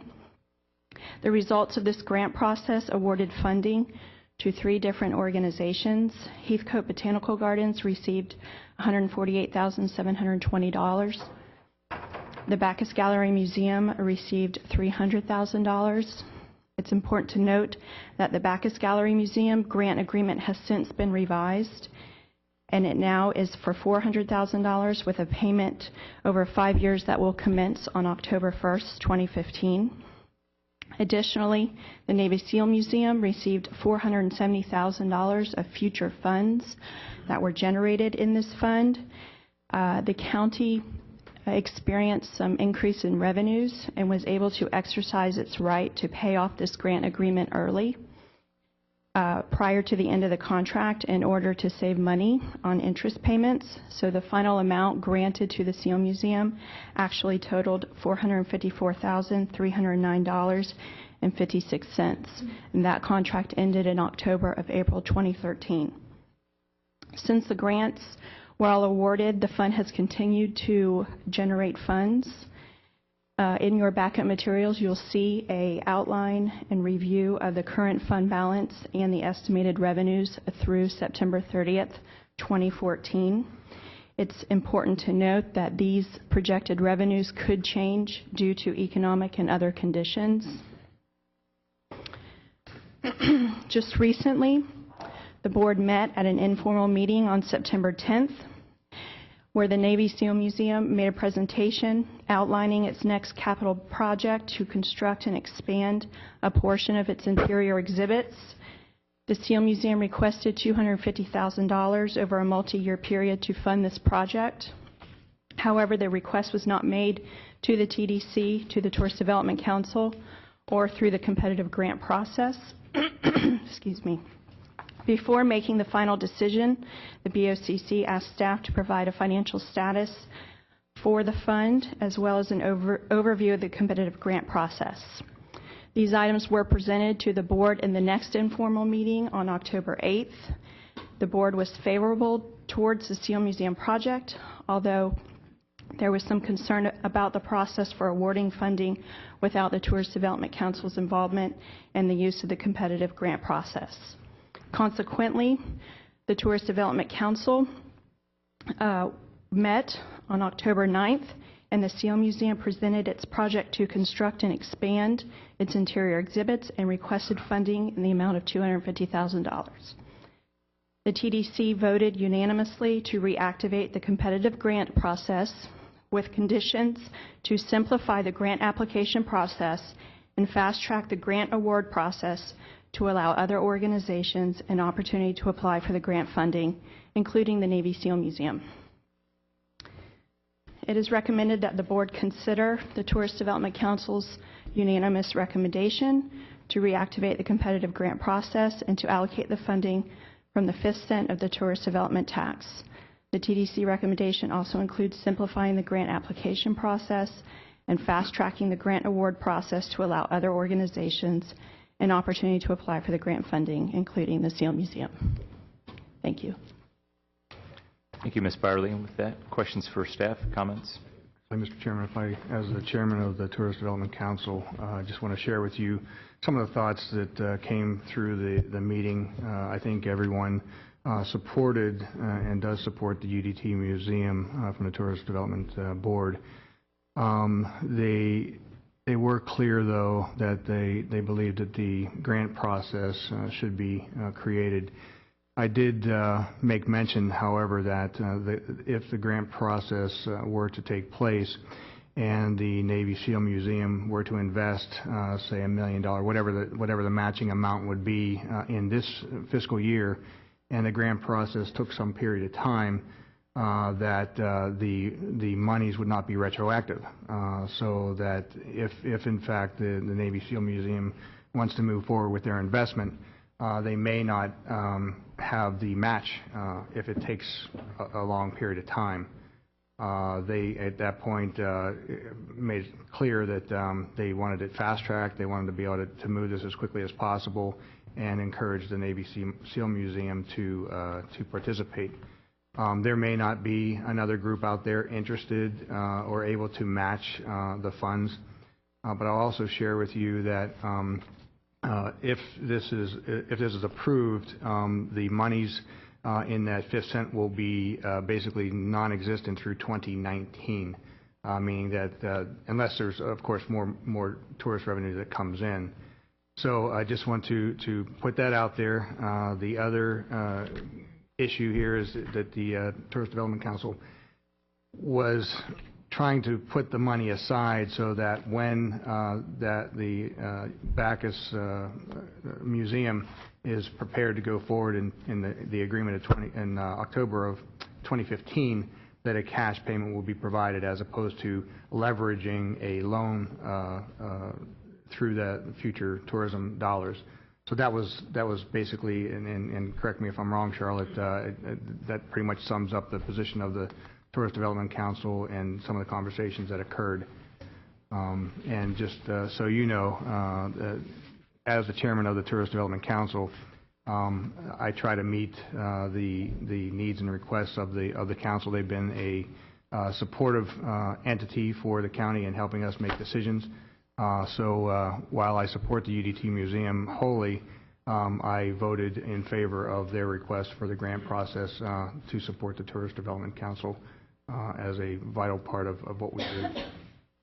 Thank you, Commissioner. I have to say, you know, just again, comment-wise, I know we talked about this in our workshop, went through this process. I feel like we are just getting in the way of an amazing opportunity. I'm really surprised by the board's actions, surprised by staff's actions on this, because I feel like from a staff standpoint, this is clearly one where you have an apple that is sitting there that's already ready. It's in your hand. It's not whether it's going to produce and become something. We already have this available. The second largest tourism venue that we have outside of the Met Stadium, and I look at what we've done with the Mets, how many times we've looked at things where they've come along and have nated something, and we fast-tracked that like nobody's business. Now we have the second leading one in the county that has $1 million available as their grant, or as their match for this, and they're asking for a small amount compared to what they've generated and been able to raise, and now we're saying now we want them to go through a 3-4 month process to turn around and do something that then puts them out of a window of being able to provide for this. I'm sort of baffled by this, and I have to be, I'm really surprised at how this has proceeded, but that's my feeling on it. And Mr. Chairman, just the way the comments were stated, I just want to clarify that staff was directed, as was the Tourist Development Council, to make a recommendation. The staff had no opinion into regard to how the Tourist Development made their decision. So I just want to kind of back up on that statement, if you don't mind, that our staff did not force or encourage the Tourist Development to make their decision. The Tourist Development Council walked through this very carefully, and they made their commitment, and they also recognized that the possibility that the Board of County Commissioners would override that recommendation. It's happened in the past, but they indicated they were a recommending board, and that was a recommendation. So I just wanted, again, to let you know that the staff did not direct or drive the recommendation. It came strictly from the tourist. No, and that's why I was just being specific, because we have a Tourist Development Council recommendation. We also have a staff recommendation. We've also had a entire workshop where Board of County Commissioners walked through it. And again, when I start putting other things into play when it comes to the stadium and others, I've just sort of been surprised that here we have an organization that has been doing so much lately on the Treasure Coast here and making things happen. And I'm just surprised at how this one's being treated in some senses. So with that, I'm going to move things along. Do we have other comments? Mr. Chair, I just have a question. Commissioner Zadowski, I hate to point you out, but since you were at the TDC and you chair it, I have no other avenue to ask. Sure. Did the board discuss, because it's not clear within the minutes and so forth, whether or not, what the time frame of that grant process is? I know that during our workshop, that was one of the issues I know I specifically addressed, is how long is it going to take to revise, if that revision is going to happen, and then how long before it's out on the street and so forth, and then the process brought back through where it's awarded and then brought before the board, because that's the dilemma I'm finding myself in, is that the Navy SEALs need an answer at a much sooner time frame than what I can visually kind of count on my fingers, if you will, and maybe some toes, on how long that process of going through the grant process takes. Sure. First, taking back a little bit of history, the original grant process took months and months, and there were, I think, 14 applicants at that time, and that was kind of really a different time. The Tourist Development Board, Council did talk about it, and they did want to fast-track it, and by the time you put it out on the street, you're looking at 30 days, depending on how many applications and how involved the applications are.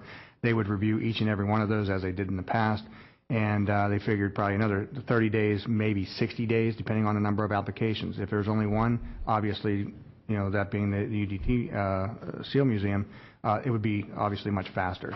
And it would really depend on how many applications were received and any amount of time it would take to review those. Mr. Chair, you still have not answered my question, Commissioner.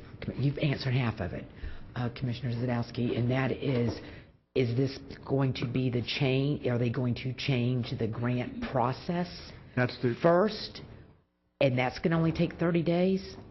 Well, actually, Charlotte's been working on incremental changes as we speak, and it really can be simplified pretty quickly. A lot of the grant process is a lot of basically the contract between the county and who the recipient would be. So the pages, although 38 pages in the original, can be reduced. But let me just reach over to Charlotte, and from the grant application process, how long do you think that would take? Mr. Chairman, Commissioners, the discussion did come up in TDC about how quickly the process could be shortened, and we do have to advertise the fact that the grant is available, so that's at least 30 days, and then you need to give the applicants time to submit their applications, which is at least another 30 days, and then the evaluation process. So in a very short time frame, the estimate would be 3 months. But realistically, with all of the procedures that would need to be done, I would estimate 3 to 4 to 5 months. And that being said, I need to ask you then this very same question. Is that using the current grant process, or do we need to add time for the process to be reviewed and changed? No, ma'am. The current process would the application itself would be simplified. The grant process, as I stated, could be fast-tracked based on that timeline I just gave you. However, wouldn't you need to have your TDC board approval for the revised process that you're talking about using? So aren't we having to still wait for another TDC meeting for your board to have time to be able to review that and to be able to approve you moving forward with that change, whatever those changes are? The TDC has given direction to staff to work on that already. So I realize, but in working on that, usually the board would want to approve those changes prior to now finding out after the fact that she went from 38 pages to 15 or 20 or whatever the case may be. The 38 pages of the grant packet, of those 38 pages, the application is 8 pages long, and it's in 4 sections. That application itself would stay the same. We would just fast-track. I'm just asking whether or not your board has to approve of the changes that you're proposing prior to you. It could come to the board. No, your board. No, is your sir, board it would expecting not you have to bring that process? No, sir. We could bring it directly to the Board of County Commissioners for approval, if requested. And again, I want to point out from a qualification standpoint that if these funds are expended prior to that process happening and the grant process takes longer, there is concern that the monies would not be retroactive, meaning if the Navy SEALs invested their money, say by December, and then the grant process is completed in February, say January or February, they would have to have had a matching amount set aside to meet the matching component. So that was one of the things that I did raise, that it would not be retroactive. But again, to point out, you all saw the presentation. The Navy SEAL Museum has increased their visitors from 25,000 to over 65,000 in the last few years. They've made a substantial investment of over $1 million and 8,000 square feet in their previous expansion. And so they have been doing good things. One of the things I did actually talk about with Mr. Munt is because Indian River County is closely related to the area, that and we do have agreements with the Sports Commission where multiple counties participate in bringing things to fruition, to reach out to Indian River County's tourism board to see if additional revenues could be provided, since a lot of the bed nights are probably coming out of Indian River County. So that was just something that was raised as an opportunity for additional funding down the road. If I may, Mr. Chair, I'm kind of on the same side of you, Mr. Chairman, and also Commissioner Hutchinson on this. I really think it could be a win-win situation for the county, considering the fact that, just as you said, Commissioner Zadowski, the population has increased with the previous expansion. And with this expansion, being that is the quote-unquote only SEAL museum in the United States, that population and the bed tax will also increase relative to we have people coming to visit the SEAL Museum. I think it creates a win-win situation. We know this is an income generator as far as bed tax. We know if this facility has an addition based upon its history, the numbers will increase, and it will benefit other organizations as well who are benefiting from those TDC funds. And another thing about that scenario as well, being that they're up, they have matching funds, they're ready to go, project's already in place, and it's number 2 on the list. And so, with that said, I think that we get a win-win situation. We benefit this situation now since it's ready. Moving forward, we go through the grant TDC process, and it benefits multiple, it could benefit multiple grantees. Those who, multiple projects for those grant funds in the TDC. And that's all I'm saying. It creates a win-win situation. I'm not sure I'm clear. You're saying go through the grant process. Right. But if you go through the grant process, see if what I was saying is right now, if we fund the SEAL Museum, it will create more funds for the TDC and increase those, and those increased funds will be used for the grant process the next time. And the increasing amount of funds that could be there because of the increase or expansion of their facility, of getting more visitors because they're number 2 already on the list. And it's a year-round thing. It's not like the mess. The mess is just spring training. This is a year-round vacation destination that people will come and visit the SEAL Museum. Mr. Chairman. Okay. Mr. Chairman, just a comment here, and I'm sure I'm missing something, and once again, it would be a detailed question. But I'm kind of confused. While I certainly appreciate the desire of the TDC to have cash in hand to fulfill an obligation, contractual obligation we already have with the Bacchus Museum, as is well known, I have little to no risk tolerance, so I understand them wanting to have the money. On the other hand, they're talking about reopening the grant process, and I'm not sure if you're going to save the money, then you can't proceed with grants at this point in time, I don't think, looking at the projections here for the revenue. So I'm not sure how we're going to do both of those and accomplish both objectives. And I do have a concern about a line here that says if the competitive process remains in place, designate the TDC to make final funding allocation decisions. The final funding kind of bothers me. That sounds relatively binding, and I think it needs to come to us because there have been times when the priorities, once again, I certainly supported, I urged that we take it back to the TDC before we make a decision. In this particular case, I'm not sure that final funding allocation decisions should reside there, simply because my understanding of our position and my position in particular is that those are citizen tax dollars, and whatever happens on my watch is my responsibility. So I would like to have kind of final say on where those dollars go, simply because it's my watch and I need to know those things. So, while I certainly appreciate their counsel and advice, they are an advisory board, so I would just like to be sure that that particular wording doesn't go on with any kind of an intent, something we didn't intend. And I would like to suggest that in this particular case, I have a real concern with the time frame as well.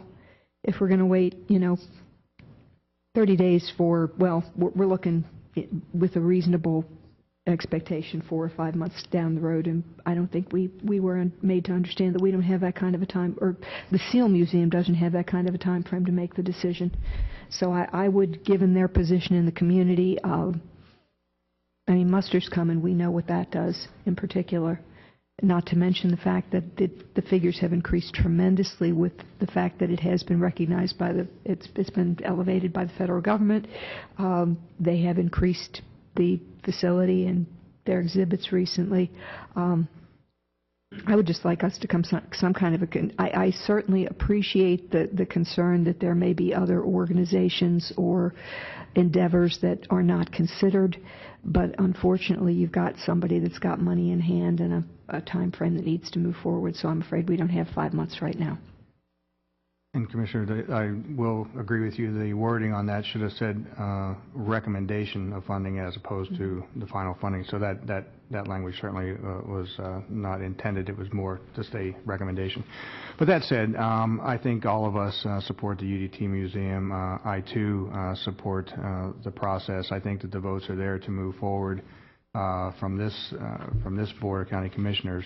And I hope that does occur. And I will tell you, though, being the chairman of the Tourist Development Council, I will be only in vote not supporting a motion in favor, simply to support the Tourism Council because they are a valuable tool and asset to us as the Board of County Commissioners as a recommending board.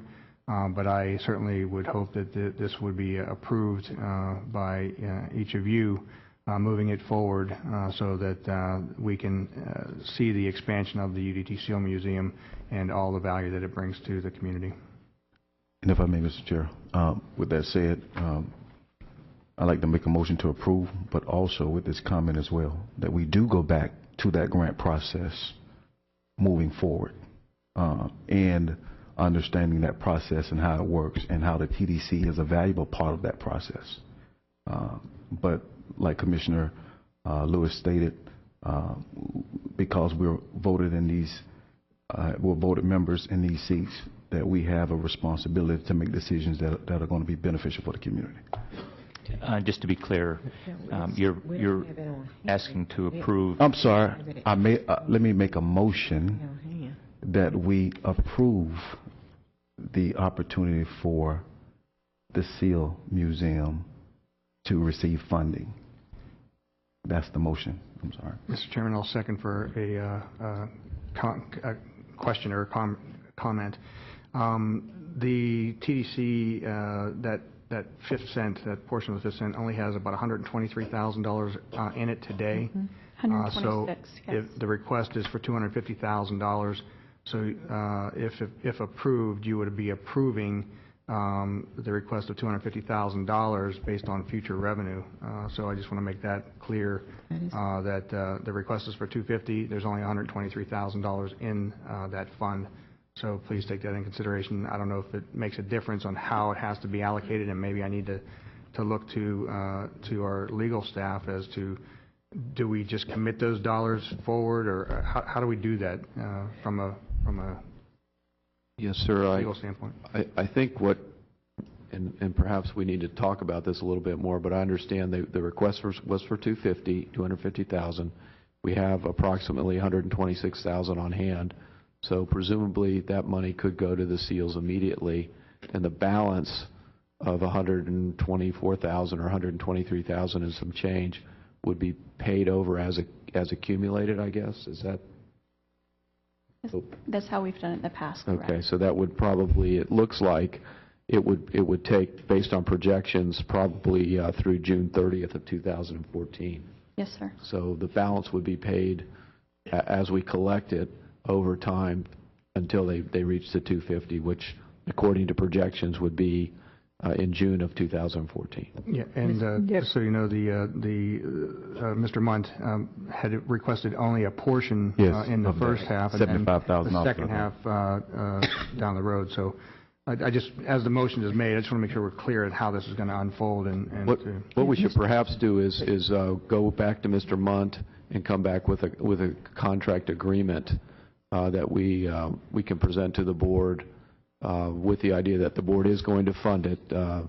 Commissioner Johnson's motion indicates direction to staff to, what I would interpret that is to work it out with the SEAL Museum as soon as possible and bring that back probably on November the 5th, which is the next board meeting for board approval. Yeah, Mr. Chair, Commissioner, is that what you meant? It's not exactly what But I like the version of it. That's not exactly what I meant, but that version is a little bit better, I must convey. Without backpedaling, I would like to ask that we approve the concept and move forward with the details and have it brought back to us before we jump off the cliff, so to speak. Okay. So I'm hearing to at least make sure that we're clear that we would like to have this approved so that this isn't becoming another big item of discussion, perhaps Mr. McIntyre at the next meeting. So, motion to approve. Go ahead, I'm sorry, Mr. McIntyre.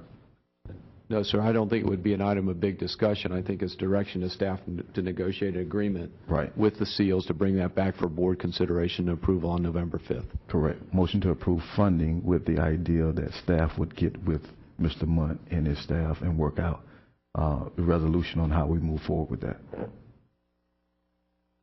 Seconder agrees.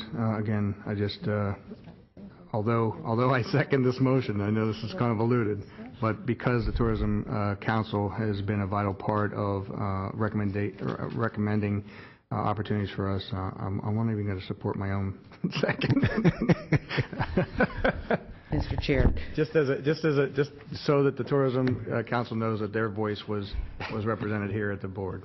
Thank you. Mr. Chair. Commissioner Hutchinson. Just for comment, Commissioner Zadowski, well, you and I are becoming friends here. I understand what you're saying, but I would hope that any of our boards that recommend to us, I would hope all of them would understand that whether I'm not here to basically rubber stamp their recommendations. I give their comments, their concerns, and their issues just as much credence as when I'm making my own. So I would hope that would be the TDC's understanding if at any time we disagree. Another thing I just want to ask is, will we be taking a specific action, or will you be asking for one in regards to the process, I think what we're asking staff is to revise that process to bring that back to us for us to be able to review at a later point. Well, I wanted to make sure because it wasn't in the motion, because it's getting kind of mixed here. Maybe we want to have the motion relative to this, but then just ask staff to go and do that, or would you rather have as a part of the motion that staff go back? I mean, we can just ask staff to revise the process or revise the application process provided to us. That's what I'm seeing. Yes, we can act on your direction. Okay. Mr. Chairman, point of order. And Mr. McIntyre, I know that we don't follow Robert's rules, but am I able to second a motion and then go against my own second? Oh, yes, sure. That's happened once before, about 20-some years ago, with another commissioner. Well, I'm glad he managed to support both sides. And no, you can easily do that. That way, if you want to get the item rolling, you can do that and then provide all the discussion you want and then vote opposite of that. So with that, we have a motion that was specific to the approving of this. We have a staff request to bring the application back, which is not a part of the motion, and then we will further have at our November 5th meeting, did you say? We will have this item brought back in terms of the contract with the Seal Museum. That being said, any other discussion on that motion? Mr. Chairman, just wanted to throw in real quick. I, too, wanted to add my expression of respect for the Tourist Development Council.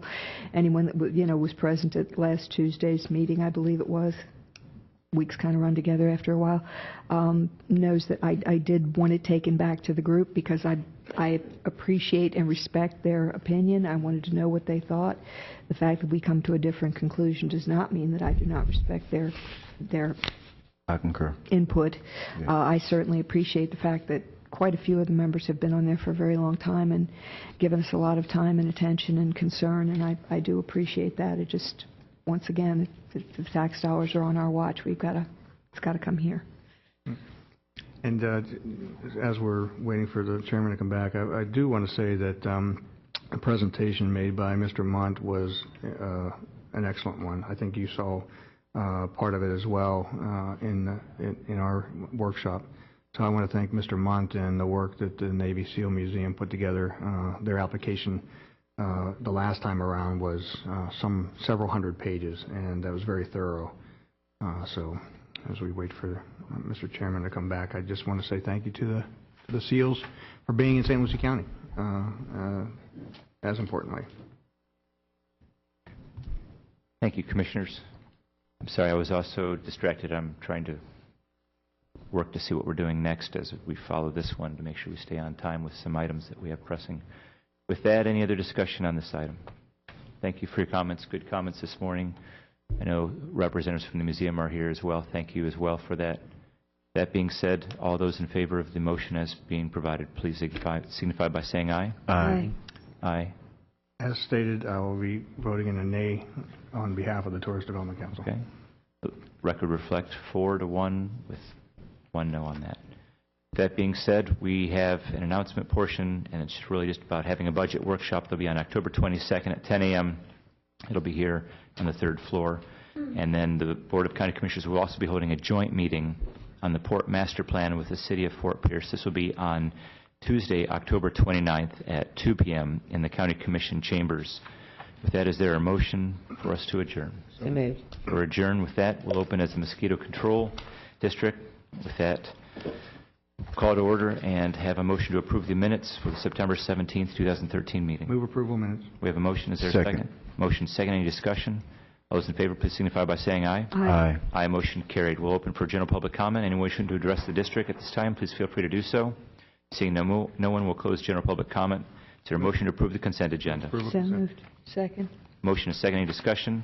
All those in favor signify by saying aye. Aye. Aye, motion carried. Is there a motion to adjourn? Motion. So moved. We're We'll adjourned. come together, St. Lucie County Erosion District. First on today's agenda is the approval of the minutes of September 17th. Is there a motion? Motion to approve. Second. All those in favor? Aye. Moving on to general public comment. Is there anyone from the audience who'd like to address the board? Seeing no one, we'll move to today's consent agenda. If there's no questions, is there a motion? Motion to approve. Second. All those in favor? Aye. Motion passes. Is there a motion to adjourn? So moved. Call to order the Sustainability District. First item of business is the Sustainability District minutes of Tuesday, August 20th, 2013. Is there a motion? Motion to approve. Is there a second? Second. Motion is second. All in favor? Aye. Aye. All right. General public comment. Anyone wishing to address the Sustainability District, please come forward. Seeing no one, will close public comment. Next item is the consent agenda. I don't see anything on. There's nothing on it. We do have a public hearing. That will be Resolution 2013-222, Energy Special Assessment District Notice for intent, and Barbara Gettler is here to share information. Mr. Chairman, Commissioners, for the record, Barbara Gettler, MSBU Project Manager. One of the funding methods available for energy conservation and renewable energy improvements is to levy non-ad valorem special assessments on those properties which derive a direct benefit from the improvements. This type of assessment is based on benefit and collected along with property taxes using the uniform method pursuant to Section 197.3632 of Florida statutes.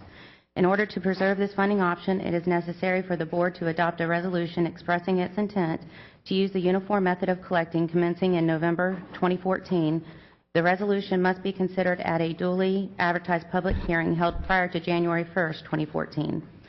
The resolution does not in any way obligate the county to levy the special assessment. Rather, it simply satisfies the legal requirement preserving the county's option to use the uniform method of collection if a special assessment is levied. Staff recommends board adoption of resolution number 2013-222 as outlined in the agenda memorandum, and authorization for the chairman to sign the documents as approved by the county attorney. Thank you. Thank you, Barbara. Any questions of staff? Hearing none. This is a public hearing. Anyone wishing to address this item? Seeing no one, we'll close public hearing. Is there a motion? Motion to approve. We have a motion. Second. And a second. Any comments or questions on the item? Hearing none. All in favor say aye. Aye. Any opposed? Motion passes. I'll entertain a motion to adjourn. Hey, before we do so, realizing that we're actually open as a group, Mr. McIntyre, I just was realizing since we as a board, we need to discuss a little bit about this workshop. I think it's probably appropriate we do it during a public meeting, whereas technically if we close this, that we're not in. Sure. We're not in a meeting anymore. Right. I think my comment. Maybe just recess and then you'll come back to order in work session.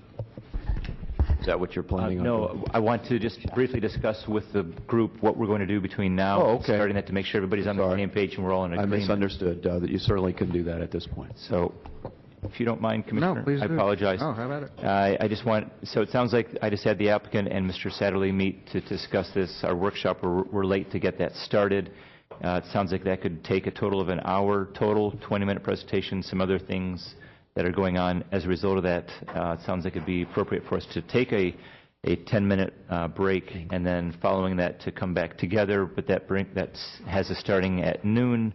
If we do so, realizing that it just foregoes lunch plans if anybody had those, want to make sure that everybody's comfortable schedule-wise rather than taking a lunch and coming back afterwards. So want to make sure everybody's okay with not doing lunch, moving forward, realizing it could be 1:30 or later based on how things proceed. None of us look like we're starving that bad. Good. No, I'm just thinking. I do need a restroom break, though. That I'm going to insist on. Okay. Everybody's okay with that? Staff, you're okay with that? Perfect. All right. With that, I apologize. Thank you. No, that's fine. Thank you for taking that time. If there's nothing else for the good of the order, I'll entertain a motion to adjourn. So moved. All right. Thank you.